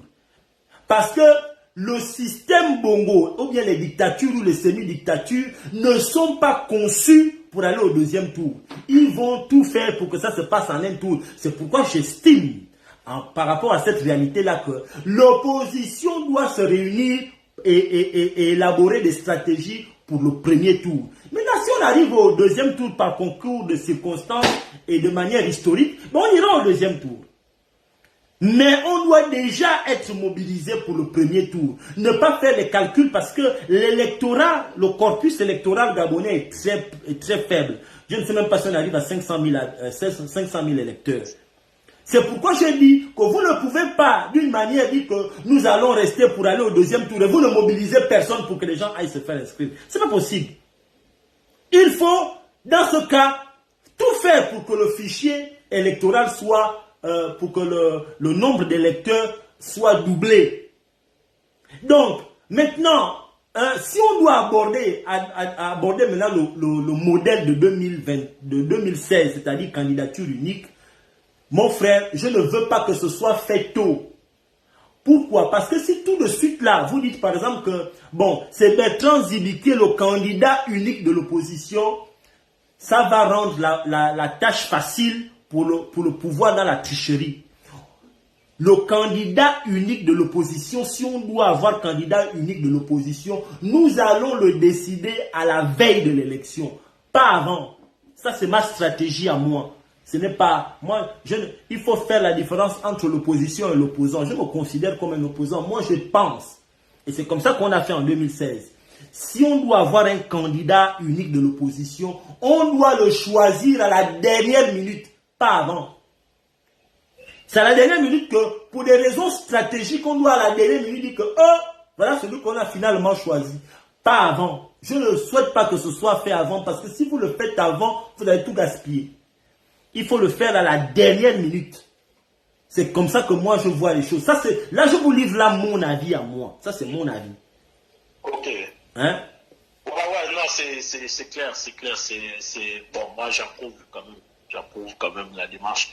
Maintenant, j'avais une deuxième question concernant Bertrand Zibi et le charismatique, en fait. En fait, les deux abordent dans le même sens. Je ne sais pas si tu connais le charismatique. Privan Gomo, monsieur Privan Gomo, je dois lui accorder une interview ce dimanche. Ce dimanche, j'ai une interview accordée à Privan Gomo dans mon live. On sera dimanche à 18h30. Nous avons un live de 1h, voire 1h30 avec lui. Et là, il va dévoiler tout ce que vous voulez savoir sur lui par rapport à 2023. Ok. Non, parce que j'ai un peu suivi sa démarche, tu vois. J'ai un peu suivi sa démarche. Lui, il a dit. Donc, sois patient. Je suis en train de préparer un live avec lui. Ça va se faire ce dimanche. Nous avons un grand live ce dimanche à partir de 18h30. Ok, d'accord. Ok. Bon, ma question concernait les deux, hein. Ça concernait les deux, Zibi et le charismatique. Bon, Zibi, je pense que il va s'aligner derrière, ou lui-même il supportera peut-être candidat si le peuple veut, ou lui-même il s'alignera derrière le candidat qu'il estime être crédible et être fort devant toutes les tentations possibles, parce que il ne suffit pas juste de dire je suis candidat, parce que quand on est candidat, là, il y a une tentation, et il y a beaucoup comme ça qui se retrouvent à la dernière minute en train de vaciller à gauche, à droite. Et le peuple, quand on a déjà fondé, enfin, c'est culturel, hein. C'est comme ça que le colon, lui, il a fait ces choses, de telle sorte que nous, le peuple, on fonde les espoirs sur un candidat. Or, c'est mal barré de penser comme ça, parce que à la fin, quand on est dessus, on se rétracte ou on ne sait plus quoi faire, on est perdu. C'est parce qu'on fonde toujours les espoirs sur un candidat. Donc, moi je pense que Bertrand Zibi, ma question était de savoir, est-ce que il pourra s'aligner si, parce que moi les deux têtes que je vois dans l'opposition, hein, des jeunes représentants, Bertrand Zibi, il a fait son passé, il a fait ce qu'il avait à faire. Il demande des choses tant bien que mal. Le charismatique aussi pareil, c'est des détenus politiques. Ils ont une petite expérience de la prison, de la vie dure. Et je pense que s'ils doivent convaincre le peuple, je pense qu'il serait mieux que les deux se mettent ensemble, quoi. Ok, merci. Il y a quelqu'un qui appelle, hein, je te laisse. Merci beaucoup. Ok, merci. Merci, Méchant. Allô? Oui, bonsoir, messieurs. Oui, bonsoir. D'abord, bonne année, meilleurs vœux. Hein. Bonne année à toi.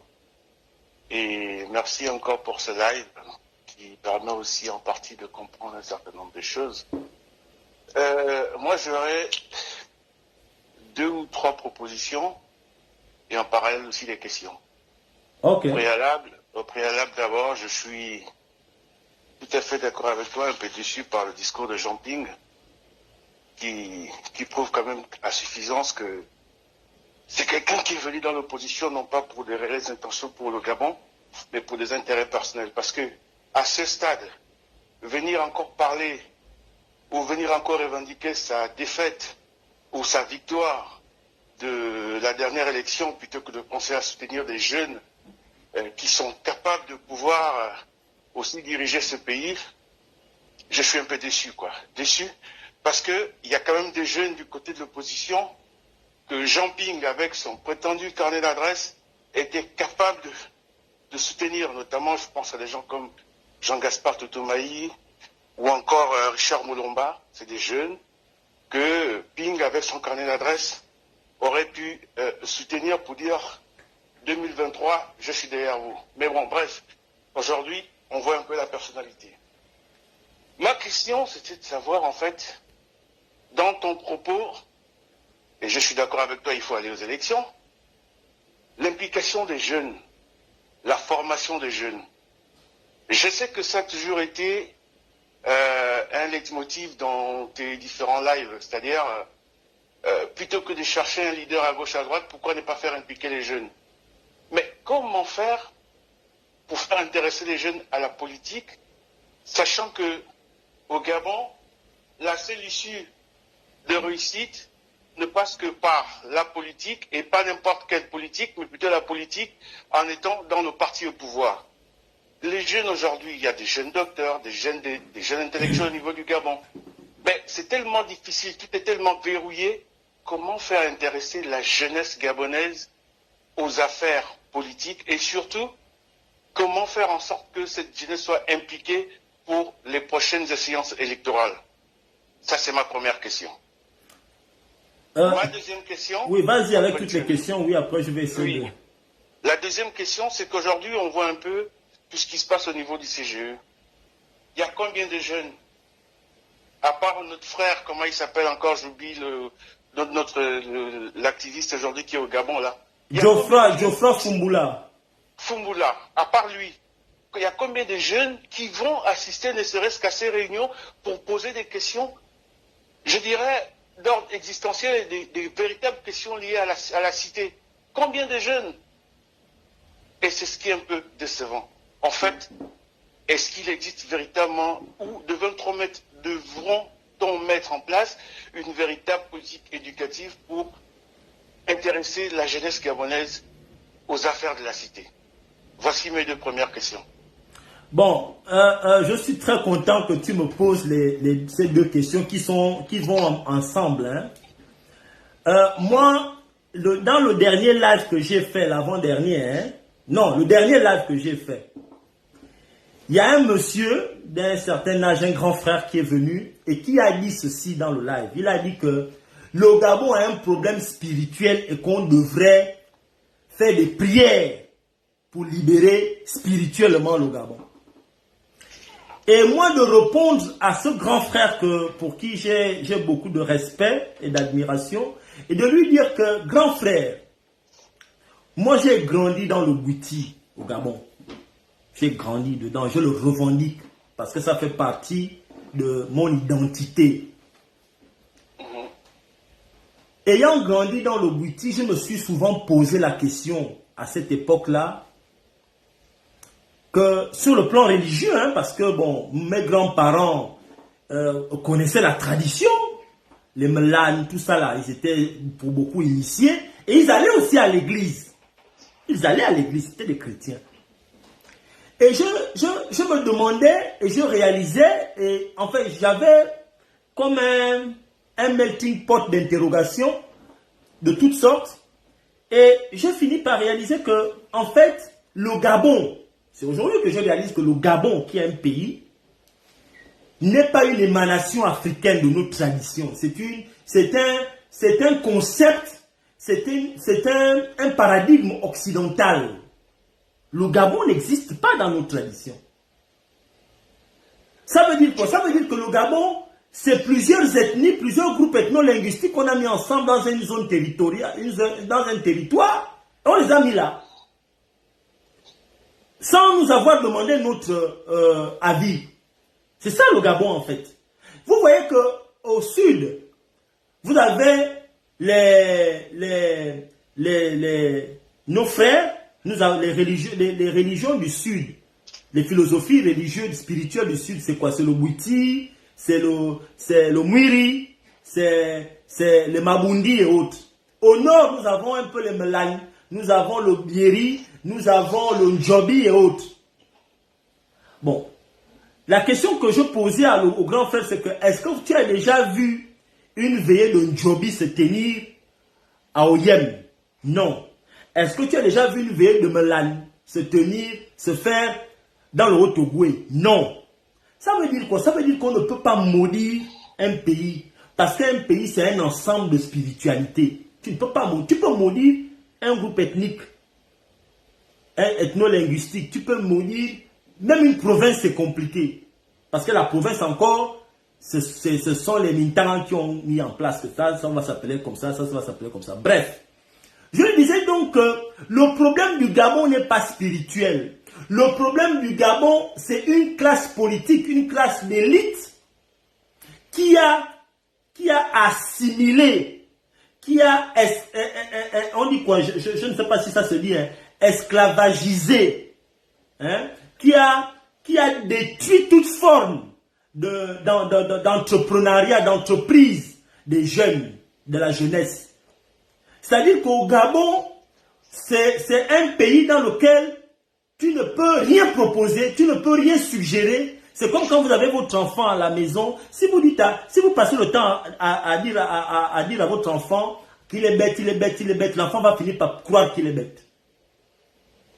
Si chaque fois que votre enfant essaie de faire quelque chose, il essaie de balayer la maison et il balaye mal la maison, au lieu de l'encourager à balayer bien la maison, vous dites ne balayez pas la maison, l'enfant ne fera plus rien. Et ça va le poursuivre dans sa vie. Il ne pourra rien accomplir. Et c'est ce qu'on a fait chez nous au Gabon. Chez nous au Gabon, on ne veut pas dans les partis politiques, les jeunes, on ne les pousse pas, on ne les forme pas, on ne les envoie pas devant. Et les rares qui essayent de grimper tout seul comme Foumbula, et je lui tire mon chapeau tous les jours, je l'appelle souvent, je le lui dis, parce que moi je ne suis pas le genre de personne à penser qu'il n'y a que moi qu'on doit voir. Non, quand j'ai un frère comme ça, si vous l'avez au téléphone, il vous dira que Messire m'appelle et il m'encourage tous les jours. Je lui dis que Tu es un monsieur. C'est comme le grand frère Jean-Gaspard Ntuntumayi. Jean-Gaspard Ntuntumayi, qui est quelqu'un que je supporte et que je respecte beaucoup. Quand il est venu en France, je l'ai invité chez moi pour venir manger chez moi. Pourquoi? Parce que j'ai beaucoup de respect pour lui et d'admiration. Exactement.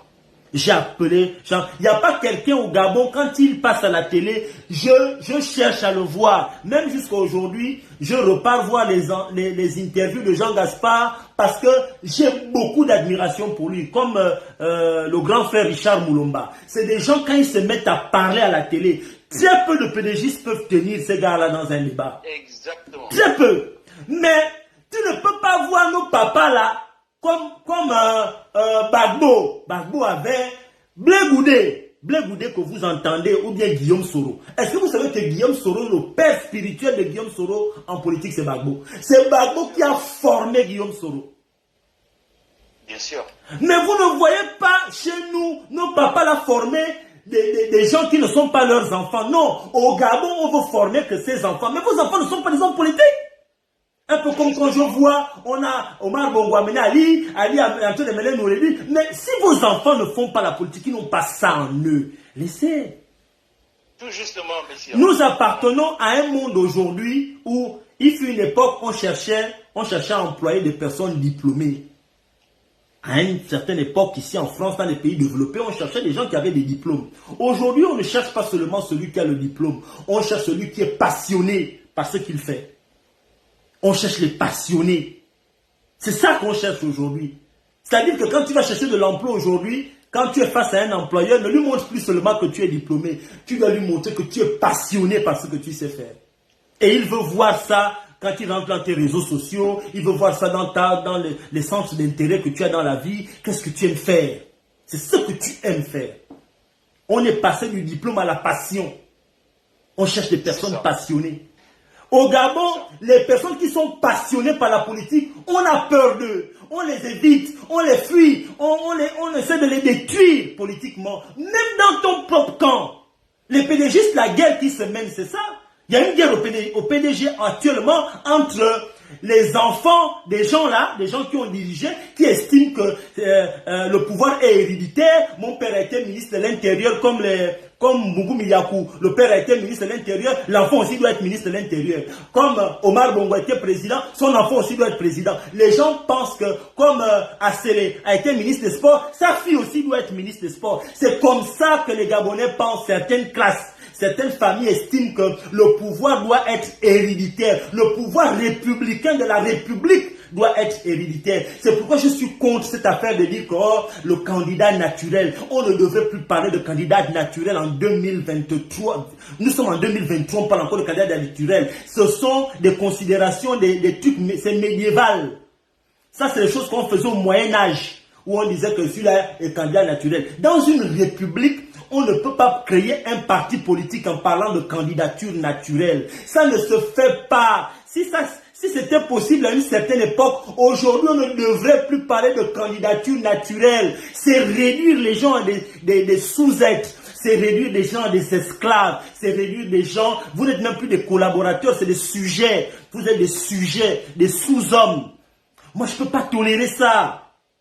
C'est pourquoi je dis, le problème du Gabon, c'est que nos papas ont rendu les gens comme ça, où aujourd'hui, regarde-moi, chaque fois que je dis aux gens que j'ai envie d'aller me présenter aux élections au Gabon, tu sais ce qu'on me dit? Tu n'as pas d'argent. Parce qu'on pense qu'aujourd'hui, pour faire la politique, il faut avoir de l'argent. C'est pourquoi les Gabonais volent. Ceux qui sont au PDG volent parce qu'ils pensent que quand ils ne seront plus PDG, ils viendront dans l'opposition avec cet argent-là pour se déployer. Or, j'ai dit à une maman qui m'a posé la question, j'ai dit, mais maman, mais Mbaba Solo, quand il est venu en politique, avait-il de l'argent? Mbaba Solo a commencé à avoir de l'argent, il était déjà connu, il était déjà l'homme qu'il est. Mais au départ, il avait quel argent? Ce n'est pas l'argent qui a fait connaître Mbaba Solo en politique, qui a fait de lui le leader qu'il a été. L'argent est venu après. C'est comme Mambundu. Mambundu, quand il est arrivé, quand nous avons connu Mambundu, il avait l'argent. L'argent est arrivé après. Pourquoi aujourd'hui on pense que les Gabonais gagner une élection, il faut avoir l'argent. Quel est le parti politique de l'opposition qui a plus d'argent que le PDG? Si les Gabonais sont réduits au fait où on ne te considérera que quand tu as de l'argent, mais le PDG allait gagner toutes les élections. Or, le PDG est contraint de tricher. Pourquoi? Parce que les Gabonais ne sont pas bêtes. Moi, je n'ai jamais pensé que l'homme gabonais est bête. Si tu sais parler aux Gabonais, tu sais convaincre les Gabonais, tu as les éléments de langage pour être convaincant. Tu as ce qu'il faut pour discuter. Pourquoi les pasteurs arrivent à convaincre les mêmes Gabonais qui sont dans la pauvreté que les Gabonais vont donner les dîmes et les offrandes au pasteur? Parce que le pasteur sait où taper, sait comment toucher les âmes, sait comment toucher le Gabonais pour que le Gabonais croit en lui. Donc, le pasteur arrive à faire, le petit Nzomba ou Nzomba qui est en prison là, il arrive à faire en sorte que toute une population croit en lui, mais l'homme politique qui est docteur en Sciences Po, qui a fait de grosses études, il n'est pas capable de convaincre le Gabonais pour que le Gabonais le suive. Vous trouvez ça normal? Nzoma, qui vient d'une famille très pauvre, parce qu'on a vu sa famille, il arrive à convaincre les Gabonais pour que les Gabonais croient en lui. Mais toi qui as fait Sciences Po, qui est bourré de diplômes, Bac plus 5, à Bac plus 7, docteur, tu n'es pas capable de faire en sorte que les Gabonais te suivent, que les Gabonais croient en toi, qu'il y ait un monde fou derrière toi. Mais enfin, nous sommes avec l'argent pour que les Gabonais donnent même leur argent. On me dit qu'ils roulent en VX à Libreville. Pourquoi? Parce que les Gabonais, il a quelque chose. Il a quelque chose. Quand Elijah Mohamed avait coopté Malcolm X en prison, c'est parce que Elijah Mohamed avait vu que le gars là qui était en prison là, il avait quelque chose dans l'art oratoire. C'est comme ça qu'Elijah Mohamed copte Malcolm X. Et il fait de Malcolm X ce que nous avons connu, le grand Malcolm X, qui est mondialement reconnu. La même chose avec Farrakhan. Mais nous avons des érudits, des enfants qui naturellement savent parler, peuvent convaincre. Mais les hommes politiques du pouvoir comme de l'opposition, qui estiment que le Gabon leur appartient parce qu'ils ont des noms, il faut ensevelir ces gars-là, il faut les noyer, il faut les enterrer vivants. On ne veut pas en entendre parler, c'est comme ça. Et vous tuez des élites, vous tuez des personnes qui pourraient amener le Gabon quelque part. Et c'est pourquoi tu vois aujourd'hui, nous avons une jeunesse, et je conclue en disant que nous avons une jeunesse qui ne sait pas entreprendre, une jeunesse qui a été réduite à ne rien faire, à être des assujettis, à attendre qu'on leur donne, qui est devenue, qui s'est penché maintenant du côté de l'église en pensant en attendant que Jésus vienne, parce que les pasteurs ont pris tout ce monde-là. Tous les gars là, tous les faux pasteurs qui arrivent de n'importe où ont pris tous ces jeunes-là qui préfèrent prendre le peu d'argent qu'ils ont, au lieu de mettre cet argent-là dans un parti politique qui pourra libérer le pays, ou bien un homme politique qui a une idée, une idéologie qui pourra amener le Gabon vers... Non, on préfère donner ça à un faux pasteur qui va venir raconter des conneries. C'est parce que, en fait, le Gabon est un pays où les gens sont perdus. Perdus. Et qui a perdu les jeunes, la jeunesse? Ce sont la fausse élite qui pense que le pouvoir est héréditaire, parce que mon père a été ceci, moi aussi je dois être en haut. Et ils mettent quoi devant l'argent? C'est pas parce que les Gabonais, ceux qui sont en haut là, donnent l'argent aux gens à gauche, à droite, que c'est l'argent là que les gens suivent. Je suis tout à fait d'accord avec toi, Messire. Et c'est pour ça que je vais essayer de rebondir un peu sur l'idée de l'élite, et notamment sur la transmission, on va dire, en griffe du pouvoir au sein de nos différents partis politiques. Et quand je dis différents partis politiques, il faut comprendre aussi bien de la majorité comme de l'opposition. Pour preuve, on a du mal à comprendre, par exemple, le dernier coup de gueule de Pierre Claver Mahanga Moussavou vis-à-vis de son fils, parce que soi-disant son fils intègre un autre parti qui n'est pas le sien, et voici du coup qui le taxe maintenant de rosicrucion, de ceci, de cela. C'est un peu là où le bas blesse en fait. Parce que même aujourd'hui, à part le père Ponba Abesolo, je pense que tous les autres leaders de l'opposition ont considéré le parti comme une affaire de famille. Que ce soit Pierre Mambundu, que ce soit les autres leaders de l'opposition, ça a été la même chose. Parce que comment comprendre que, je prends l'exemple récent de Mahanga Moussavou, lui, à l'issue des dernières élections, d'après ce que j'ai compris, quand Ali Bongo le convoque pour lui demander une personne à mettre au pouvoir, la première personne qu'il voit, c'est son fils, qui aujourd'hui est en train de commettre le parricide pour lequel il a fait le coup de gueule la fois dernière. Comment comprendre ça? Ou encore, comment comprendre, en parlant de formation, que Pierre Mambundu, qui a été quand même un leader charismatique, n'a pas pris la peine, du moins, de léguer de manière officielle, ou au moins de déposer comme témoin Richard Moulomba? Comment comprendre que Jean Ping, aujourd'hui, qui vient nous reparler encore de son blabla la fois dernière, ne puisse pas mettre en avant un jeune comme Jean-Gaspard Tutumaï? En gros, je crée mon parti parce que j'ai l'argent et ma descendance sera mes futurs héritiers. Et c'est là où le bas blesse. Et c'est pour ça, je ne suis pas pédégiste, hein. Je pense que de ce côté, le PDG a quand même compris le filon. Parce que la plupart des jeunes qui émergent aujourd'hui en politique sortent en général du PDG. Peu importe qu'ils aient un discours franc ou un discours belliqueux ou un discours filou, il faut reconnaître que le PDG produit quand même beaucoup de jeunes, quoi qu'il en soit.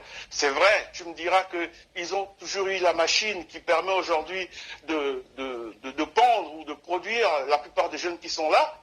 Et même toi, Messire, tu es un produit du PDG, puisque tu as milité au sein du PDG. Aujourd'hui, tu as une vision autre, mais cette vision autre te permet aujourd'hui de sortir les arguments que tu as, parce que, en partie, tu as été représentant du PDG en Angleterre ou par-ci par-là. Ton discours aujourd'hui est plus ou moins cohérent parce que tu as été formé au sein du PDG. Mais à l'opposition, si ce n'est pas les gens qui se forment de manière individuelle, qui a coopté qui pour pouvoir dire qu'on sort tel? Et c'est pour ça que je reviens toujours sur les exemples les plus probants, tels que Richard Moulomba, qui est d'une éloquence vraiment grandissante, ou encore Jean-Gaspard Tutumaï. C'est des jeunes. Quand je dis des jeunes, c'est-à-dire par rapport aux gens comme les Ping, les Mambundu, les autres, c'est des jeunes que l'opposition devait pouvoir soutenir. Mais il y a un échec au niveau de l'opposition. Et qu'on le veuille ou pas, de ce côté, le PDG a quand même réussi à former ces fameux jeunes dont tu parles pour dire qu'il faut la relève derrière. Sinon, on a bien vu, hein, il y a eu plusieurs générations au sein du PDG, plusieurs clans au sein du PDG, mais parce qu'ils ont été formés dans le PDG. Mais dans l'opposition, qui? Voici ma question. Bon, écoute, moi ce que je remarque, hein, c'est que effectivement aujourd'hui il y a une guerre. On voit ça ici, hein, il y a des gens qui estiment que lorsqu'on a été au PDG, on n'aime pas le Gabon, on ne doit plus être qualifié pour apporter quelque chose de positif au Gabon. Je pense que c'est une fausse guerre de penser que parce qu'on a été formé quelque part, on doit rester à cet endroit-là. Messi joue au PSG, il a été formé au Barça, mais il a été formé au Barça, si j'ai bonne mémoire, hein, mais Messi a été formé au Barça, mais il est argentin. Et en tant qu'argentin, il vient encore jouer contre l'Espagne. Et il bat l'Espagne. Ou l'Espagne bat. Mais en tout cas, la vie est comme ça. La vie politique aussi, c'est ça en fait. Tu peux commencer ta carrière politique quelque part et te déployer ailleurs. Je ne pense pas que... parce que moi, je vois les footballeurs. Pourquoi est-ce qu'au football, on ne trouve pas anormal qu'un joueur quitte Real Madrid et aller au PSG et au PSG, il joue contre... On ne trouve pas ça anormal. On a le Cameroun qui a été battu par un Camerounais. C'est un Camerounais, hein, le petit qui a marqué le but avec je ne sais pas quelle équipe là pour battre le Cameroun. J'ai entendu des gens dire que c'est normal, c'est ça le football. Mais la politique aussi c'est ça. La politique, tu peux commencer à un endroit et aller à un autre endroit. Tu comprends? Tu peux être à un endroit et aller à un autre endroit. Là où tu as été formé, ça ne veut pas dire que tu dois mourir là. C'est là où tu as été formé, tu te déploies. C'est ça la démocratie en fait.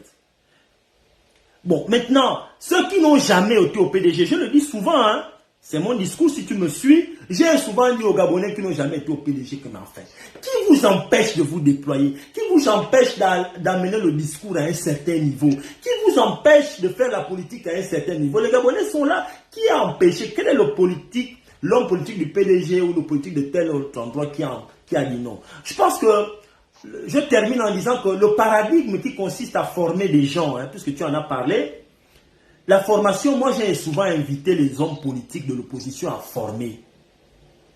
Tu sais, ça me fait mal hein, que le président Ping vienne dire, là aujourd'hui, hier, que ça fait 50 ans que le PDG vole les élections.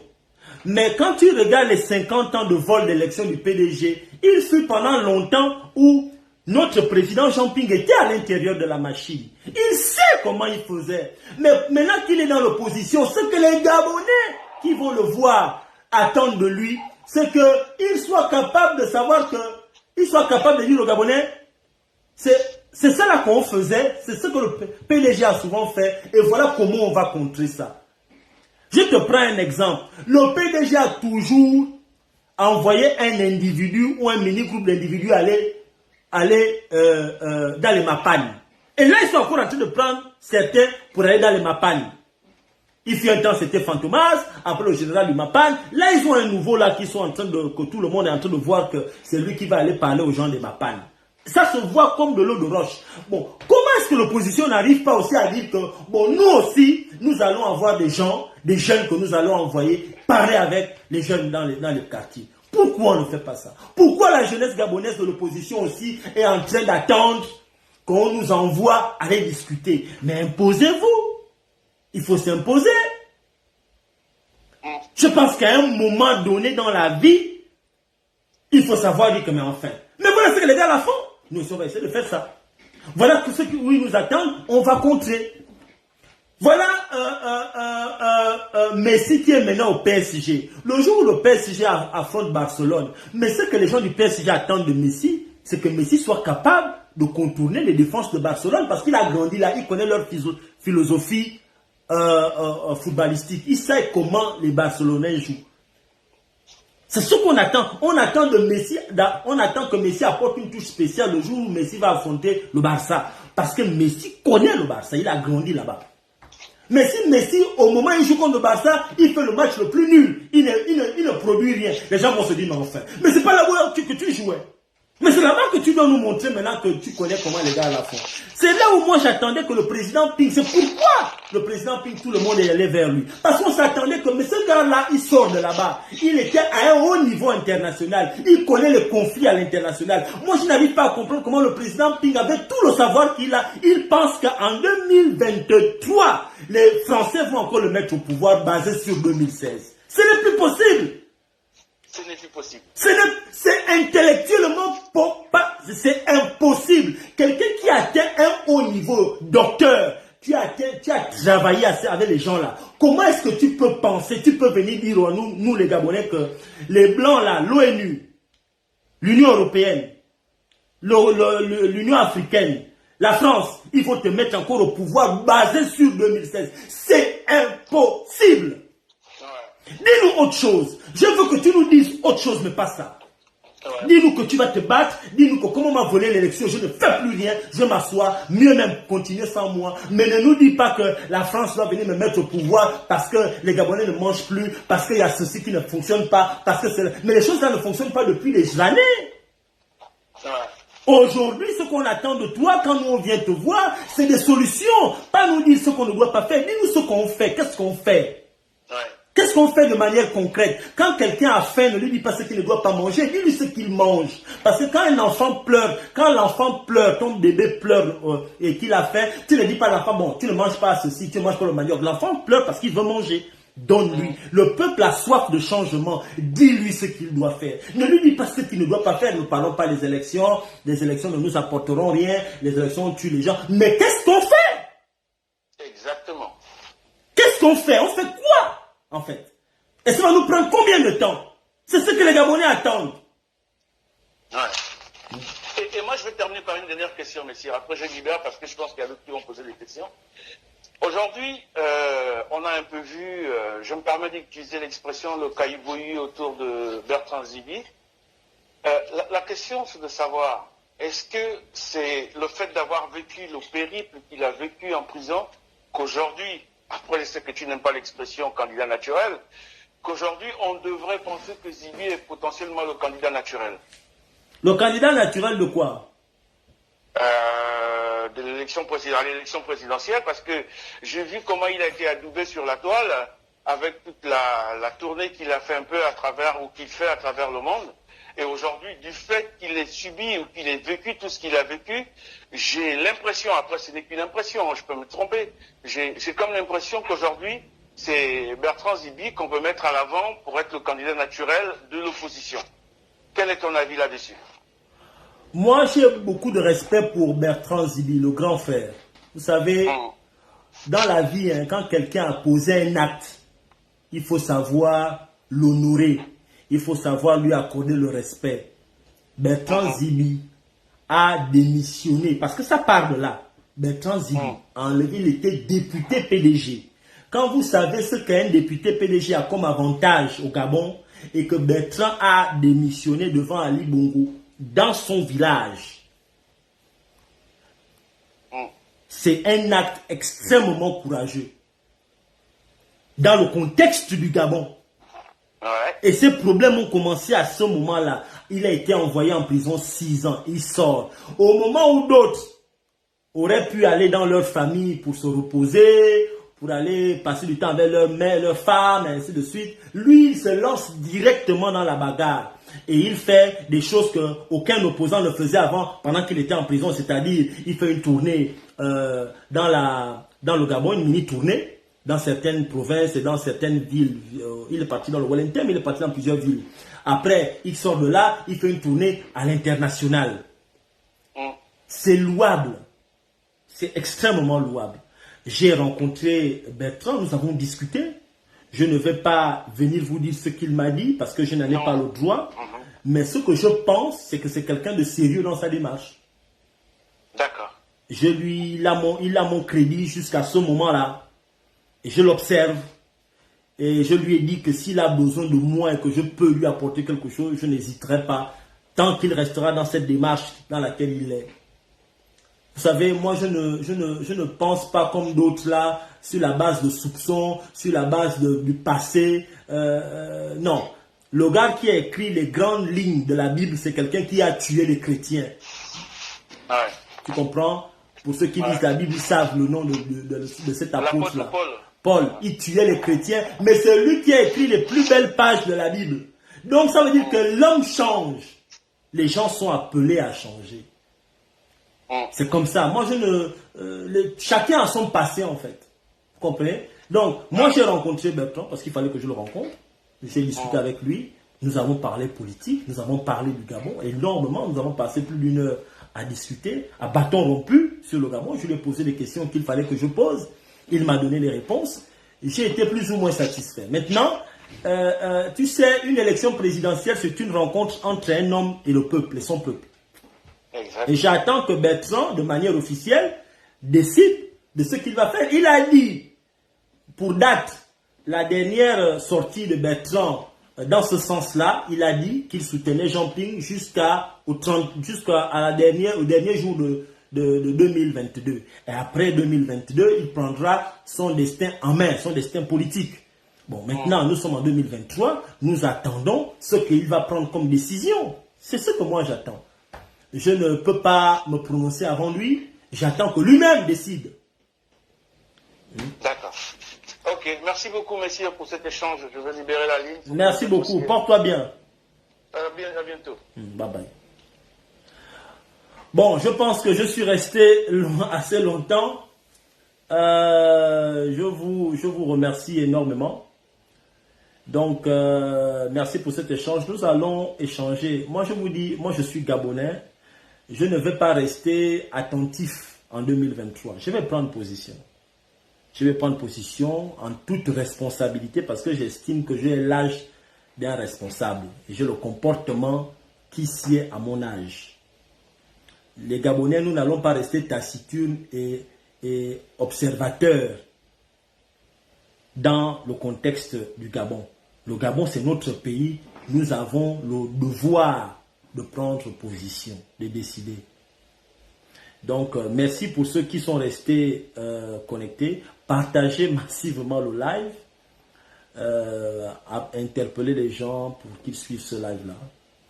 Je ferai un live pour analyser le discours d'Ali Bongo. Dimanche, j'ai un live avec Monsieur Priva Ngomo, ce dimanche-là.